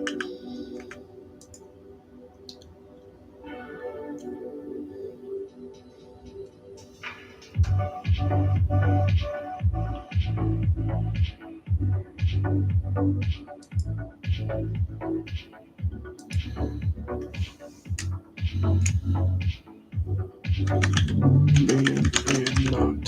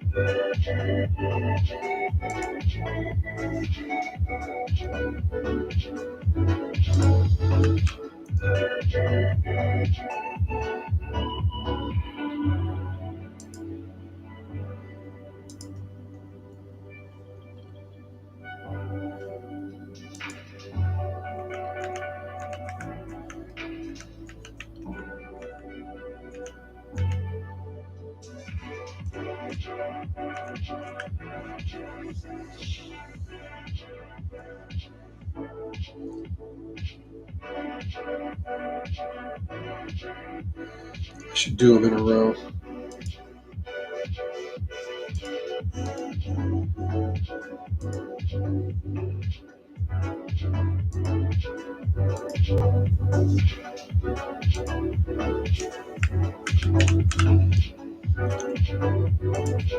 So David did not.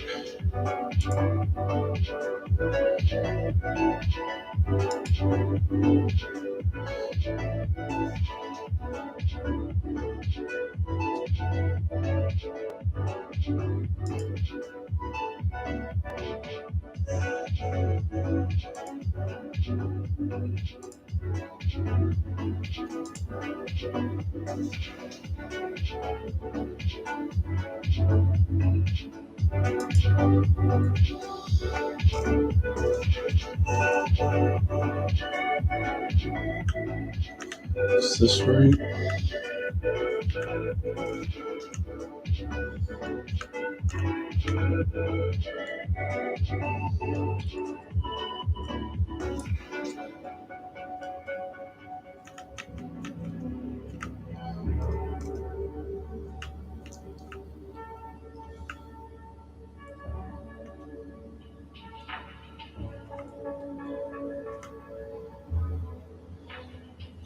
Okay, I think I got it. I'm gonna take this guy.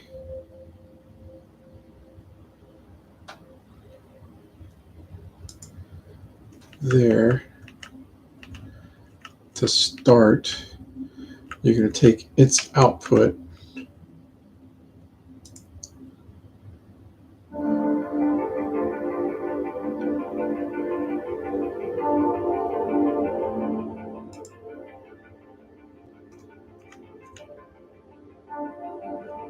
but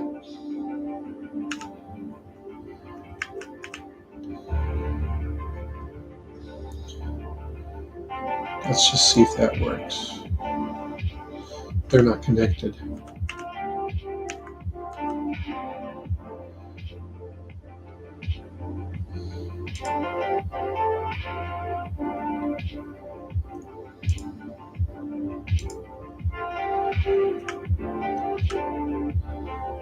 How come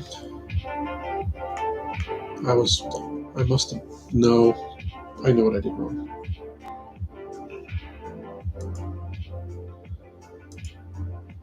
There we go.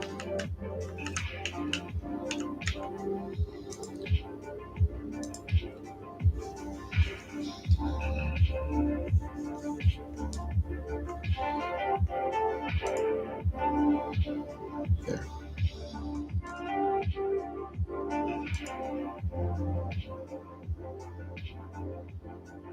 It's not connected there.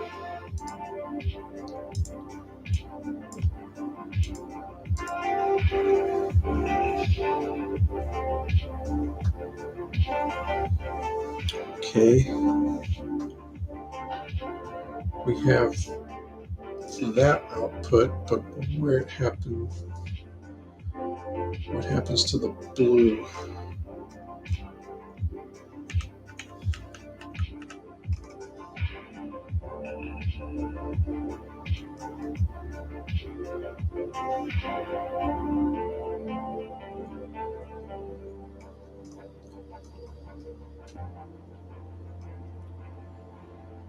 Doesn't that need to? We don't want to connect it to that. We want it to flow through this first and then come out, right?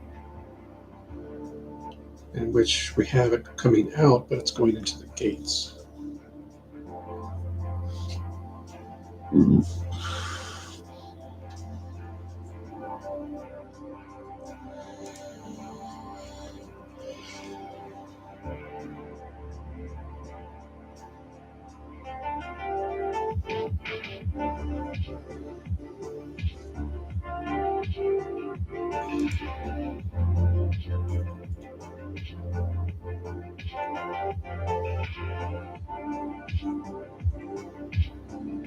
The not is using both of those as well.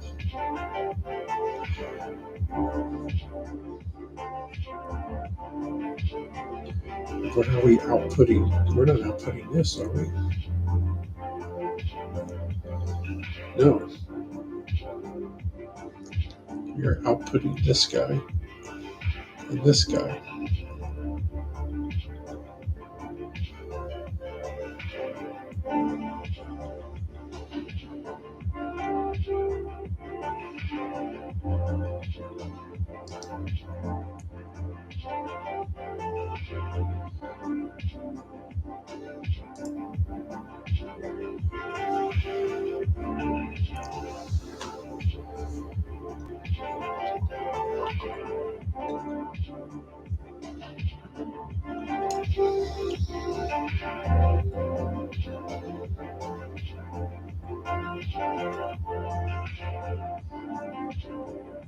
I can do this stuff.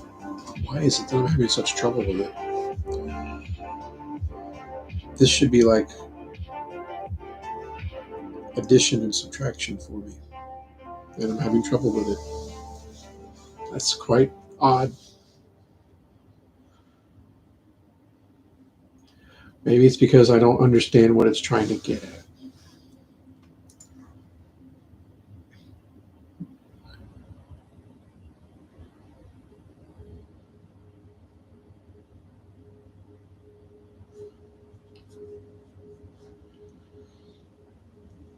Right now it's neutral. A and B should be 0.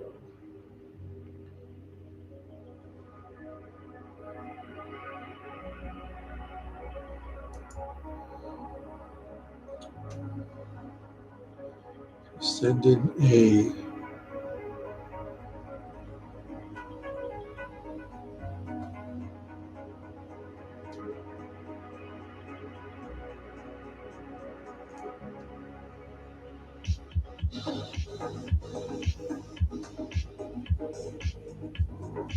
Huh.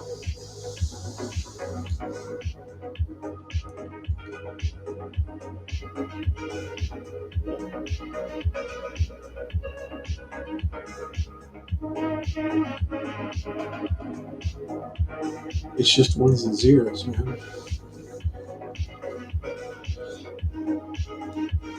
You're sending in A, which is a 1.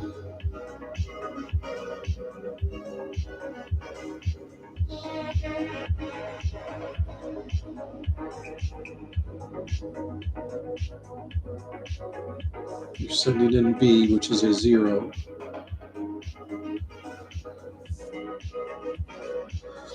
And you want its output to be 0. But right now it's a 1 here, but it's not flowing into this stuff. It's flowing into the gates. That's it. That's why we're at a neutral. That's why we're not even at a 1 or a 0. We're just nothing because nothing's flowing. These are not connected. But in order, if you just flow, let's say this one right here, it's just going to be a 1.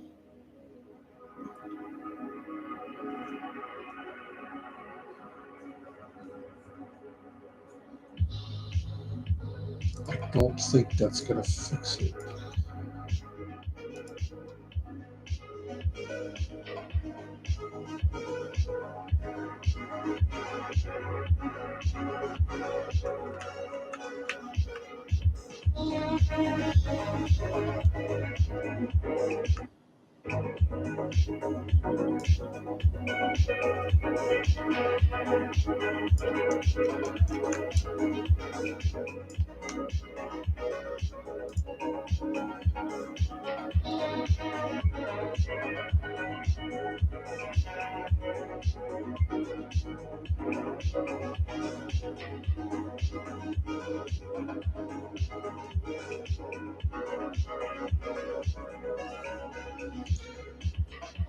See, I think what I'm doing here is bypassing all of this and just activating this side. That's why this isn't working. When you have both A and B, you're not getting an A, you're not getting a 1.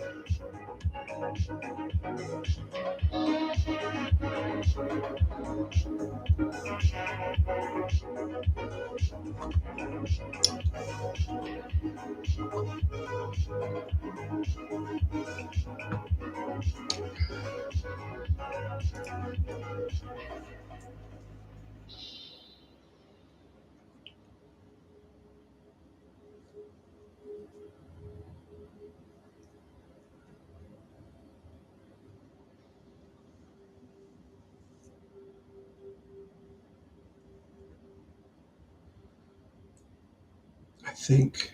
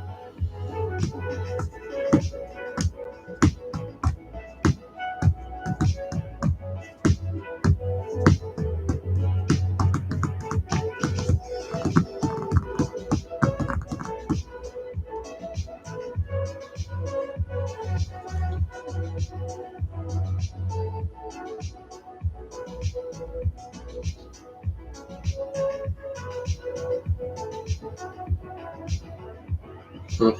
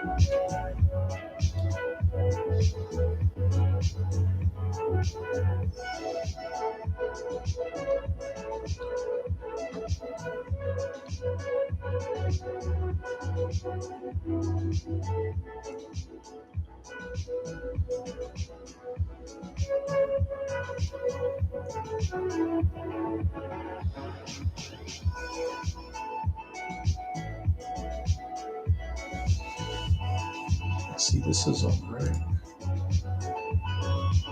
So that's the one state.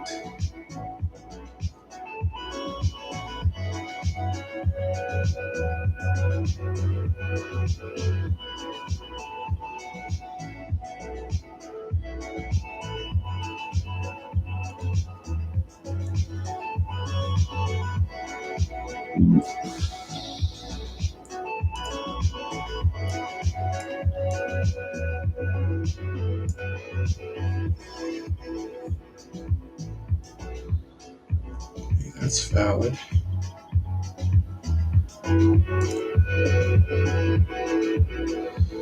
So when A and B are 0, we want that. That'll validate.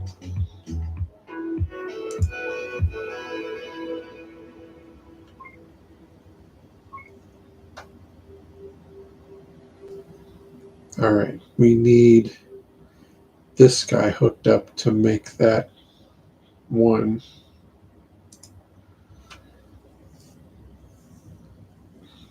It's sending red there.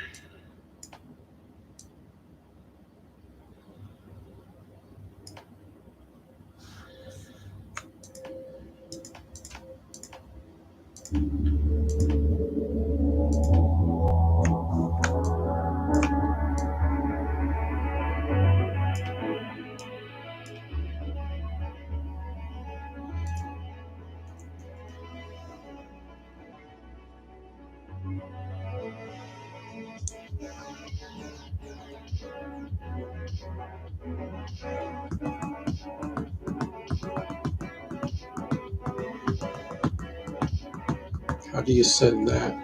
I have not short circuited.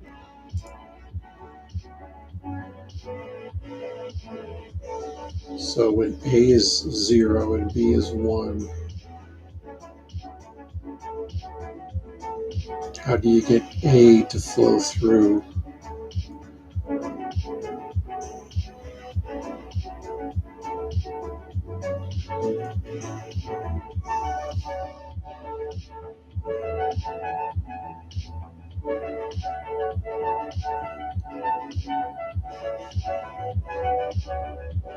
These are both red. So my little cheat here doesn't work.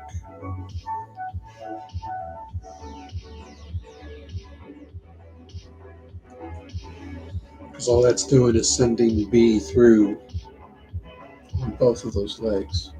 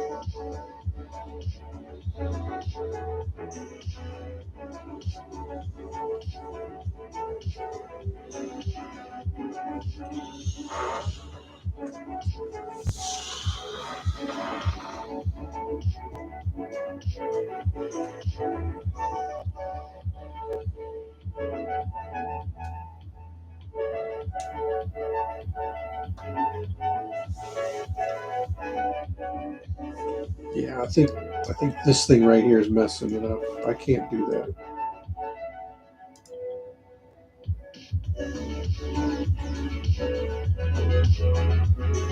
I need to.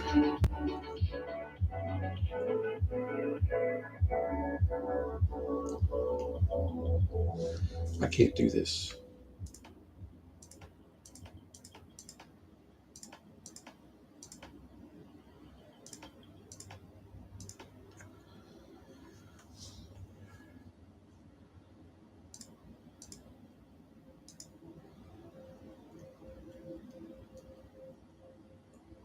That sends blue.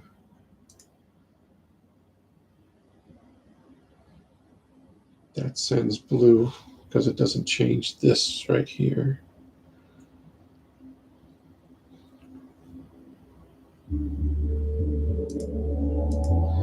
I need to send this red from somewhere else.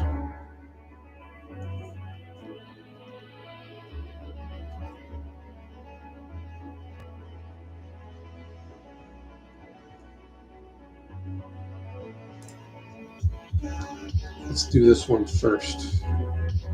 This needs to be a blue.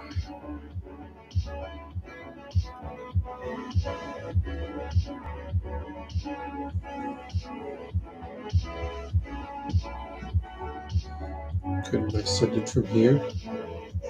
Or does that defeat the purpose? You have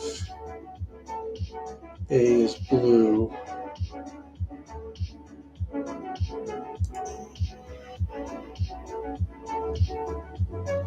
Yeah, I think I send it from this guy.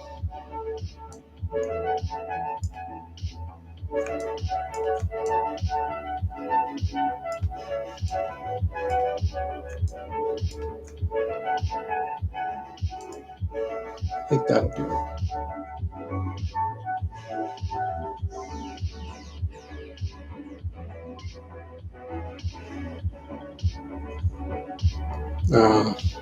It's red only. Can I just add another gate? Or do I have to? Because I need this one for blue. Well, then why don't I? It'll short circuit.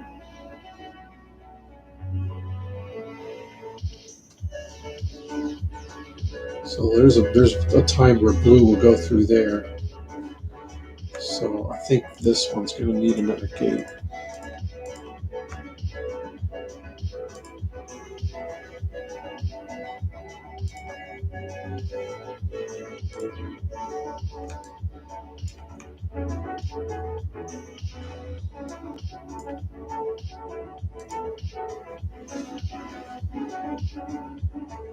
It's short circuiting.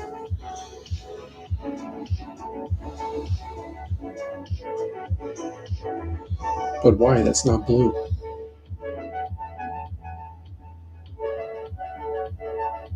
Why is that a problem? Oh, because blue can flow through it, because the red is allowing it to flow through.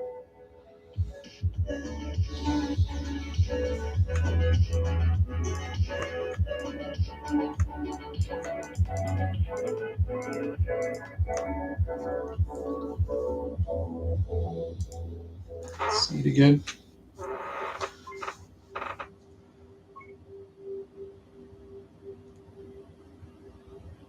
No, that one doesn't work. Because I don't have a red going here.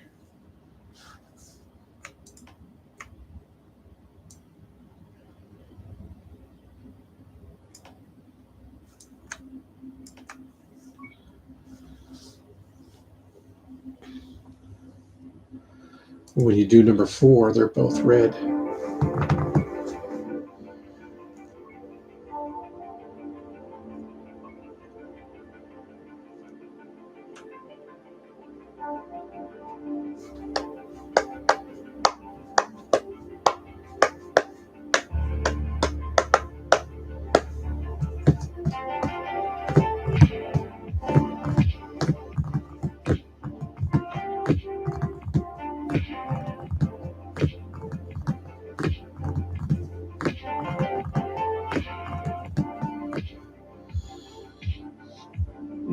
So B is red. I need B to not go so that A can flow through.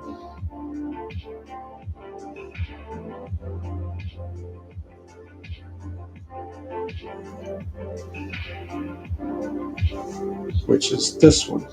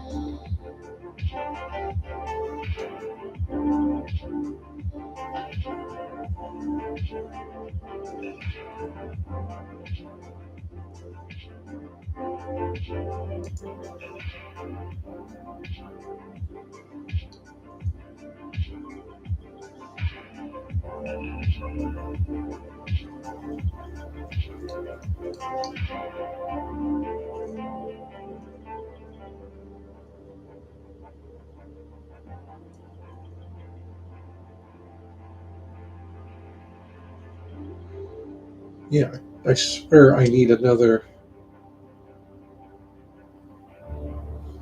blue, but when I do that, that means it can flow back, and that's what screws it up. It causes a short on that other one. So it's like I need this to go, this one here,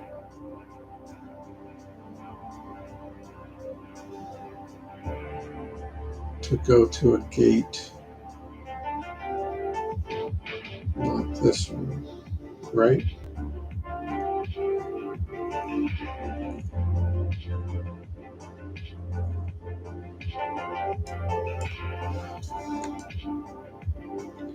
Because this is A.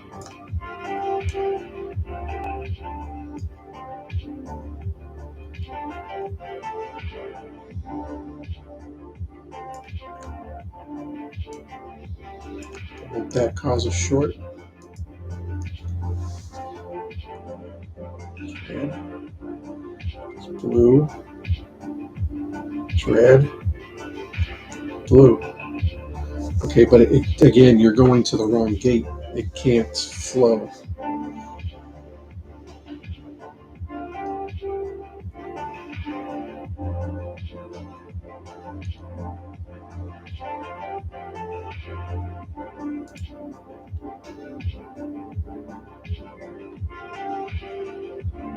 You can't have another gate because you'll cause another short circuit. So you're cheating by hooking up A.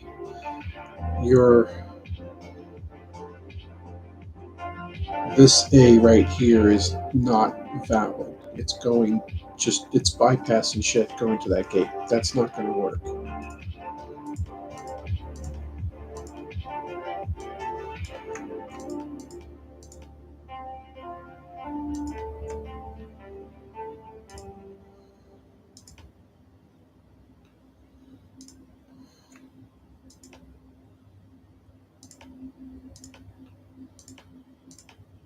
Yeah, these don't count. Because all you're doing is bypassing shit. There's a way to do this with the current schematic.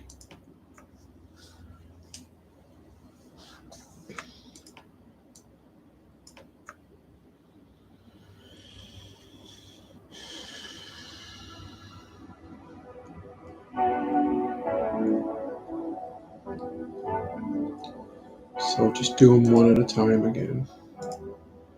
Okay, there's that one. That one is valid. This one is not valid. What output has changed? This output didn't change. This output didn't change. Because they're both blue. So in this instance, you want it to flow through. No, it's valid. See, it's doing it right now. And when you're both red, you have the blue gate stopping you. But maybe take this.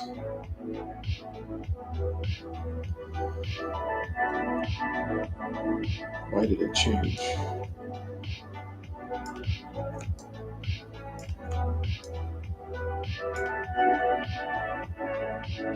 Okay, so let's check it again.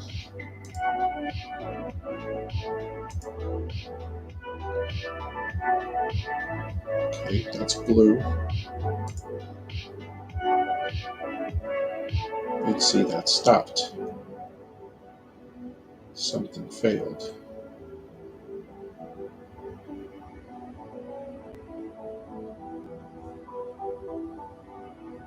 No, it's fine. They're both blue. Okay, that's passing. That's not, because both of these things are red. So you need this to turn blue from here, but this red is stopping it.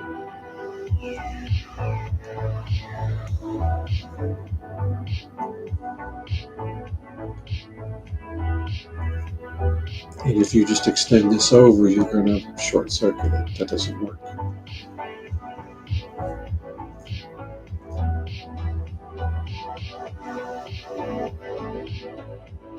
And again, if you hook it up to there, it's just going to short circuit that. So again, this red does not need to be touching there.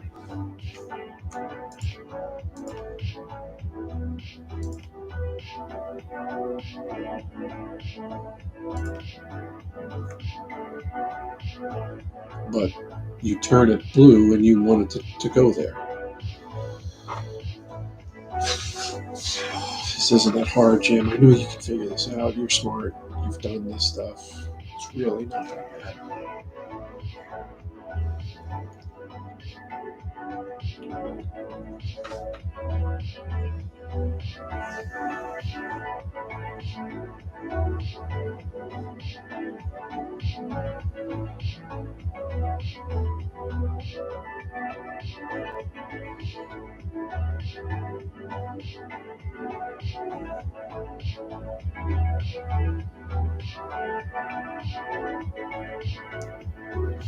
Yeah, you're just doing the same thing. You extended this over, and then you extend this over. It's the same fucking thing. You just sent it from another direction. You're doing the same thing, expecting a different result. This isn't going to work.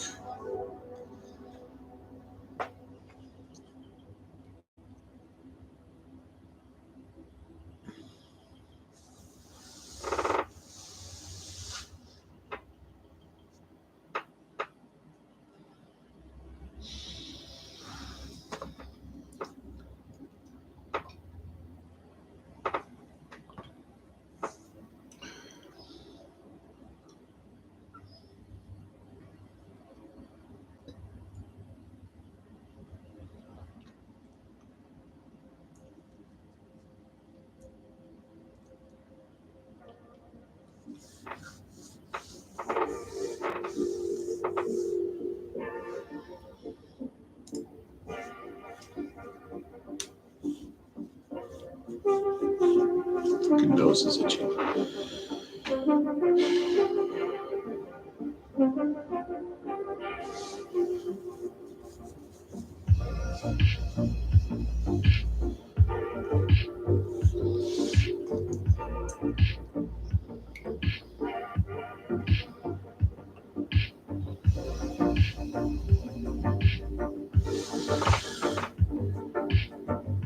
I think I figured it out.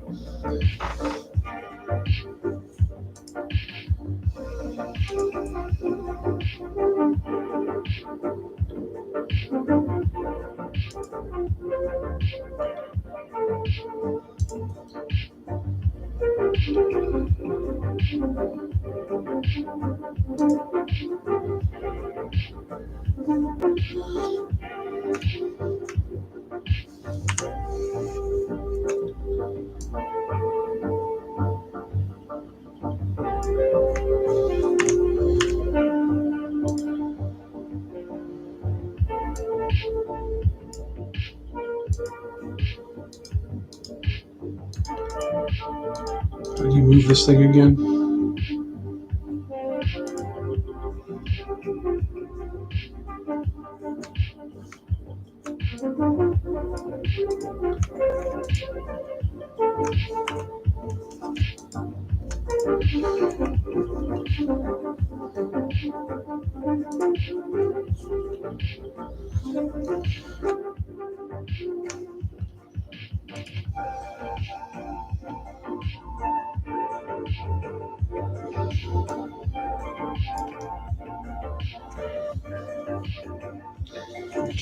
those outputs will change the gates.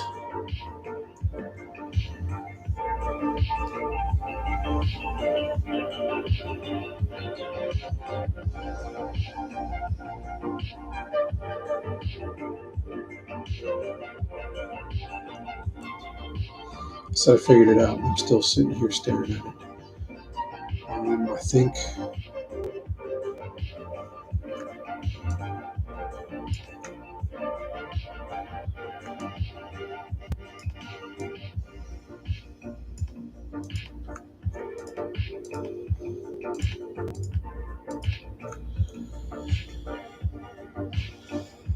we are going to send one here.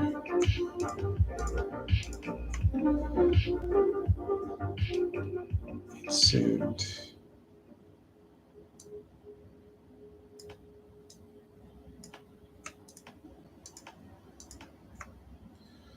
one there. Okay, there's the blue. There's the blue. There's the red. It's all red. So your outputs are red. That's all red. You need that to be blue. Okay. But if you hook it up, it's going to short circuit. You need it to go here. Watch. If I do that, it's just going to short circuit. See? See, it's not going to count. Can't do that.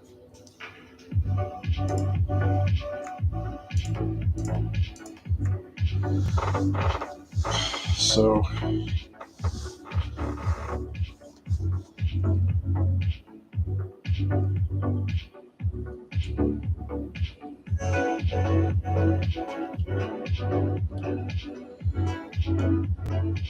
that's just red for the gates. Is it never blue?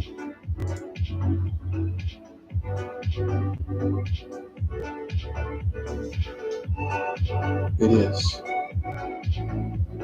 So we need to figure out how to change this output to blue.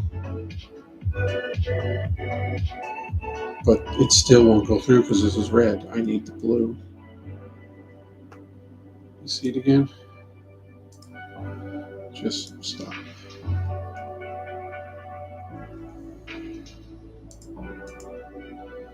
Okay. There's the blue there. The blue is being fed from the B, and the red is blocking. See, with this, there's no other red, so that's why this isn't flowing through. When they're both blue, you're already getting the blue anyways. 3, they're both red. You're getting the red from here. So this one, you need the red from down here, but you can't change it because it's coming from that guy. You need an output blue. You need this guy to go.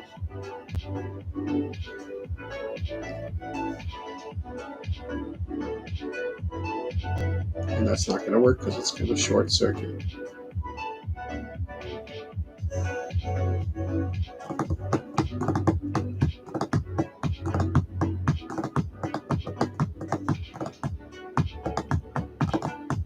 So I think the problem is that the second one is not, even though it's blue, it's not a valid blue. It's not going through the circuitry like I want. So I'm getting a false positive is what's happening. It's something that it's not going through like it's supposed to. It's not being filtered.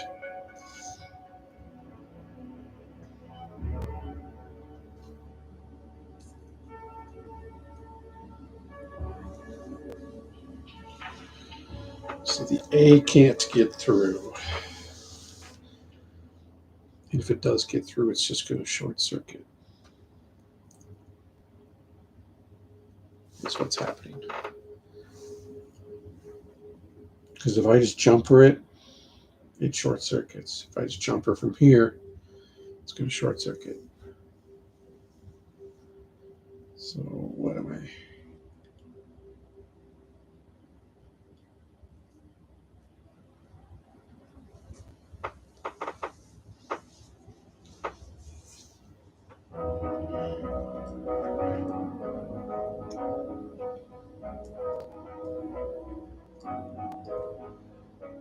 the blue of A never makes it to the second circuit.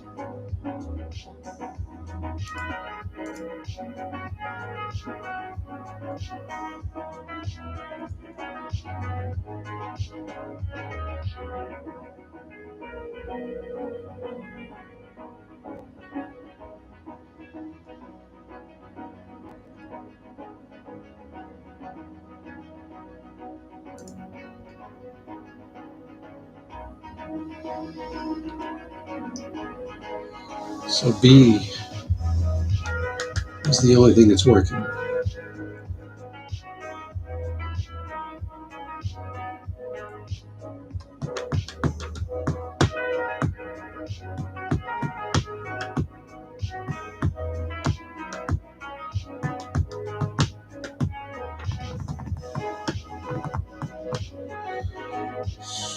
So what if we did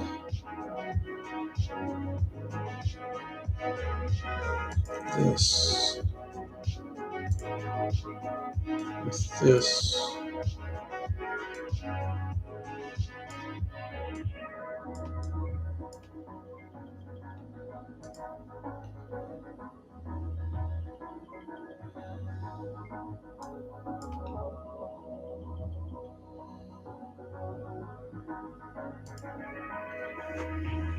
That was the problem, is having another gate short circuits.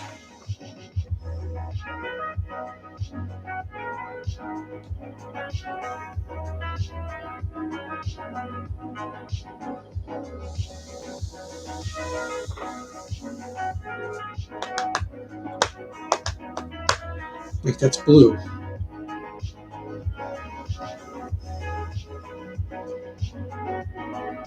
Why?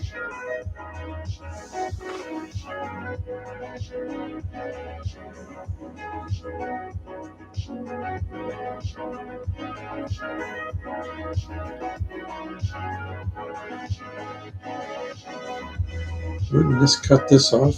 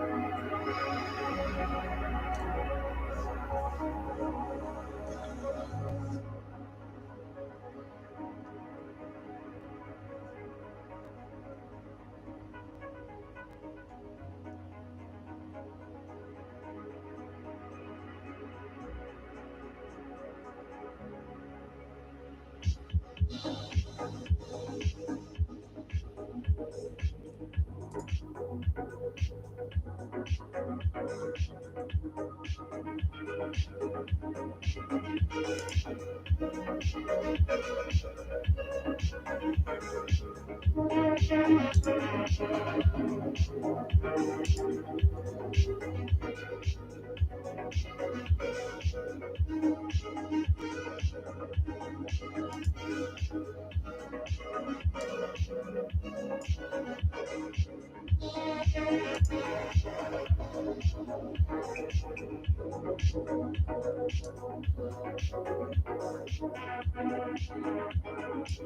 NAND gate. I don't have a NOT gate.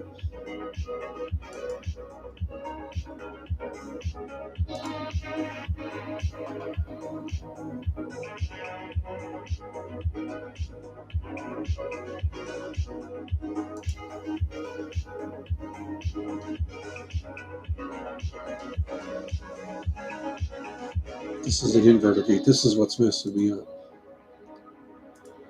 I have the NAND gate.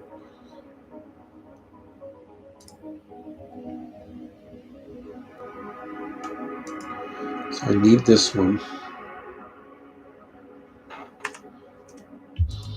I'm missing the NOT gate.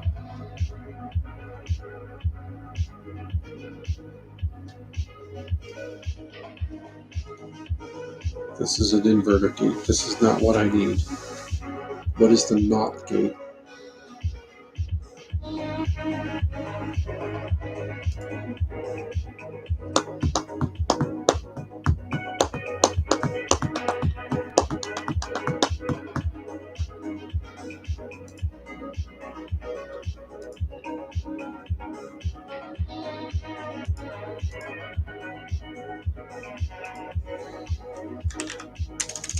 So I don't have one. I'm missing the NOT gate.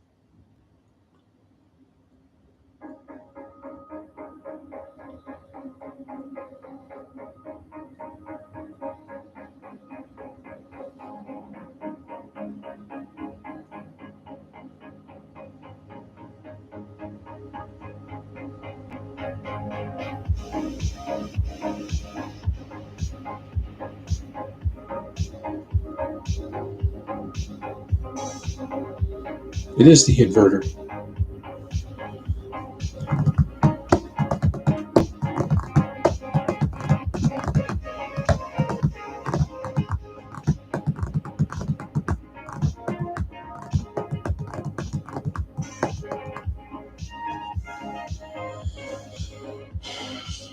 All right, I think I simply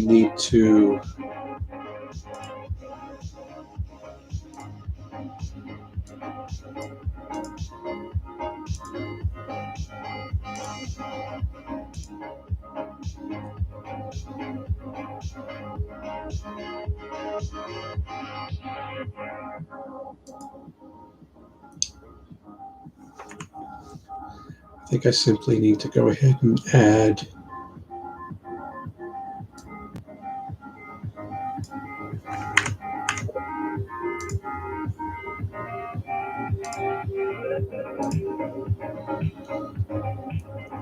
that's your PMOS. So that's one. And then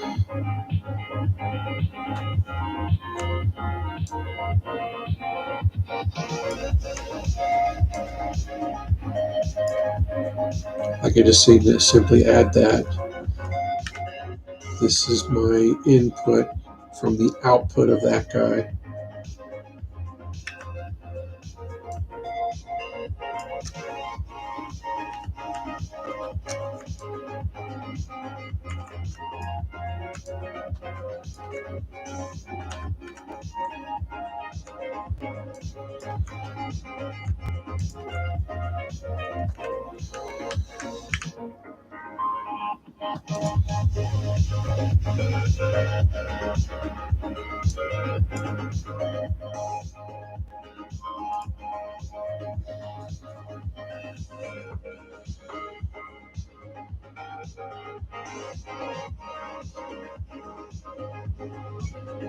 Okay. That's what I was thinking that one time I said I already figured it out. I got it. And then I just completely fucking um,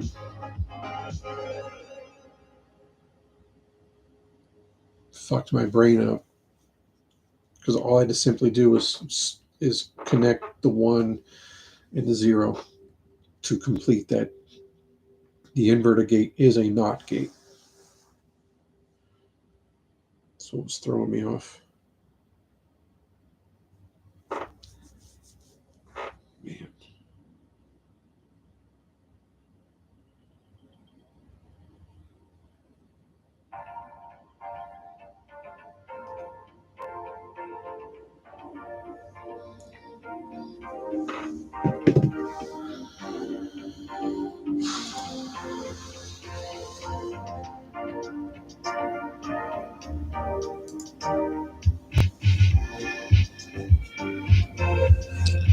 All right.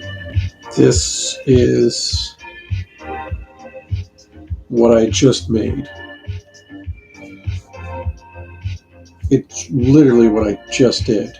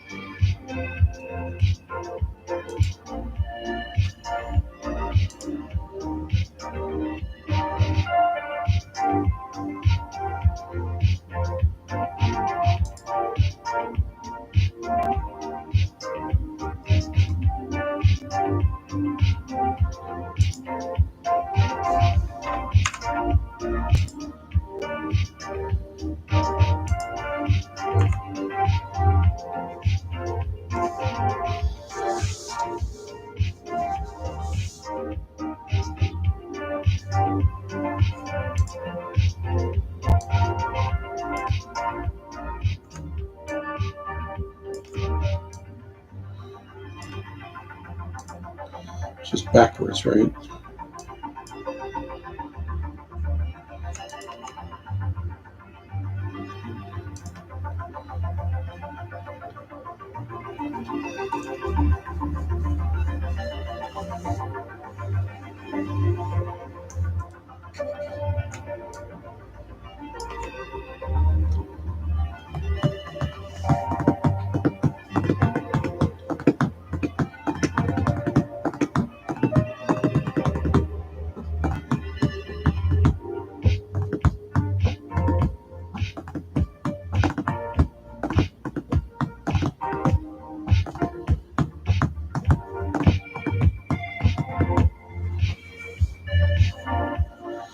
So you want that to be red. So should we swap them?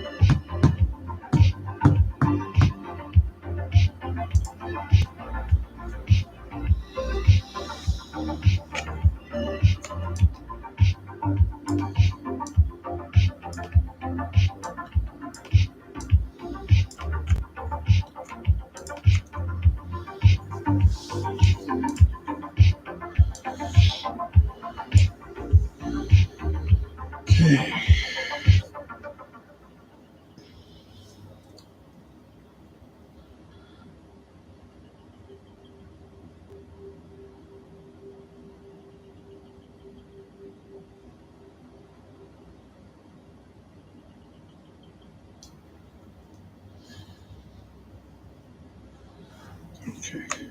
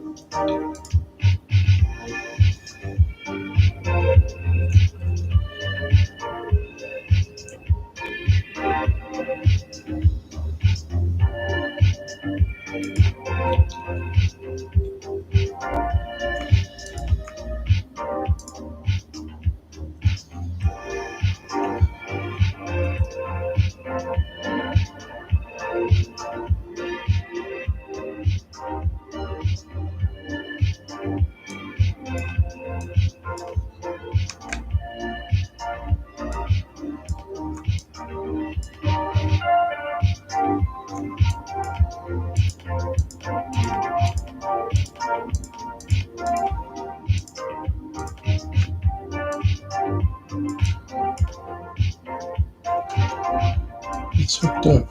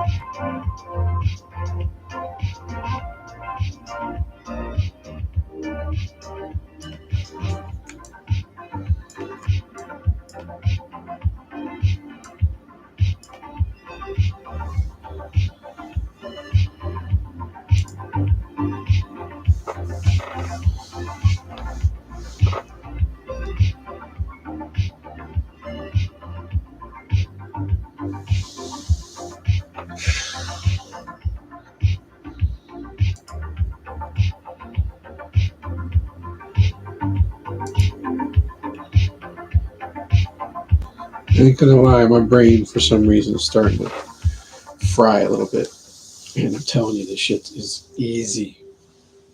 But I'm just making it harder than it really is for some reason. I don't know why.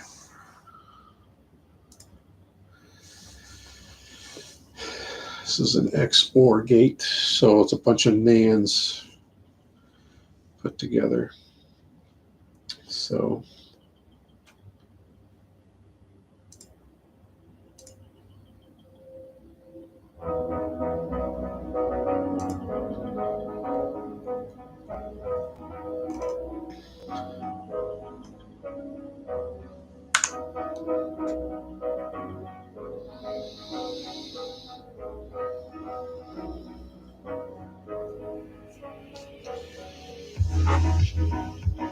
I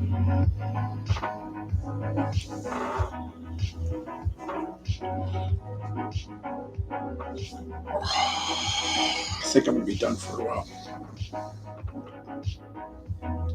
I might screw around with it some more and just maybe brush up on my brain thinking. Because holy crap, I should be all over this game. I'm serious. It's all continuity and ones and zeros, and this is up my alley. And for whatever reason, I'm struggling. I don't know why. I can't explain why. I should be able to explain this stuff, and I should be able to just boom, boom, boom. My brain is definitely not firing on all cylinders. So I know I'm perfectly capable of doing this stuff, but for whatever reason, I don't know if it's the game or if I think it's me. Like I'm just struggling, and I shouldn't be. I'm definitely not somebody who shies away from. Like I don't have like an ego. Like I'm not like sitting here saying, you know, for whatever reason I'm struggling with it, and this is exactly the stuff I should be 100% like good at. This is like, I guess the best way I can explain it is it's like me going out on a golf course after I've been practicing and playing really well, and like I go into like kind of like a tournament type of thing. It just completely just nothing works. I can't drive it off the tee. I can't putt for shit. Just scoring horribly. That's kind of like, I don't know if it's something to do with being on camera or what. I don't get it. Like I can't explain it. Like I should be all over this, and my brain is just mush. I'm not even joking. Like this is crazy. This is the basics. Like I can guarantee it's only going to get harder and harder, and I'm going to love it because it's going to challenge my brain, and I'm going to enjoy it. But I can't even get past some of the basic shit. Like this is basic, and I'm just it's wild. So I guess I just need to crank my fucking engine or something, man, because holy shit, I shouldn't be having this much trouble with this stuff.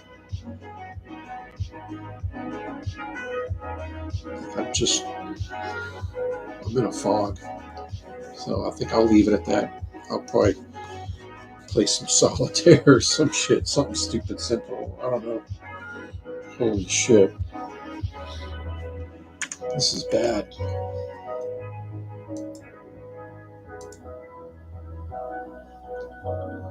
Fun game though. I really recommend checking it out.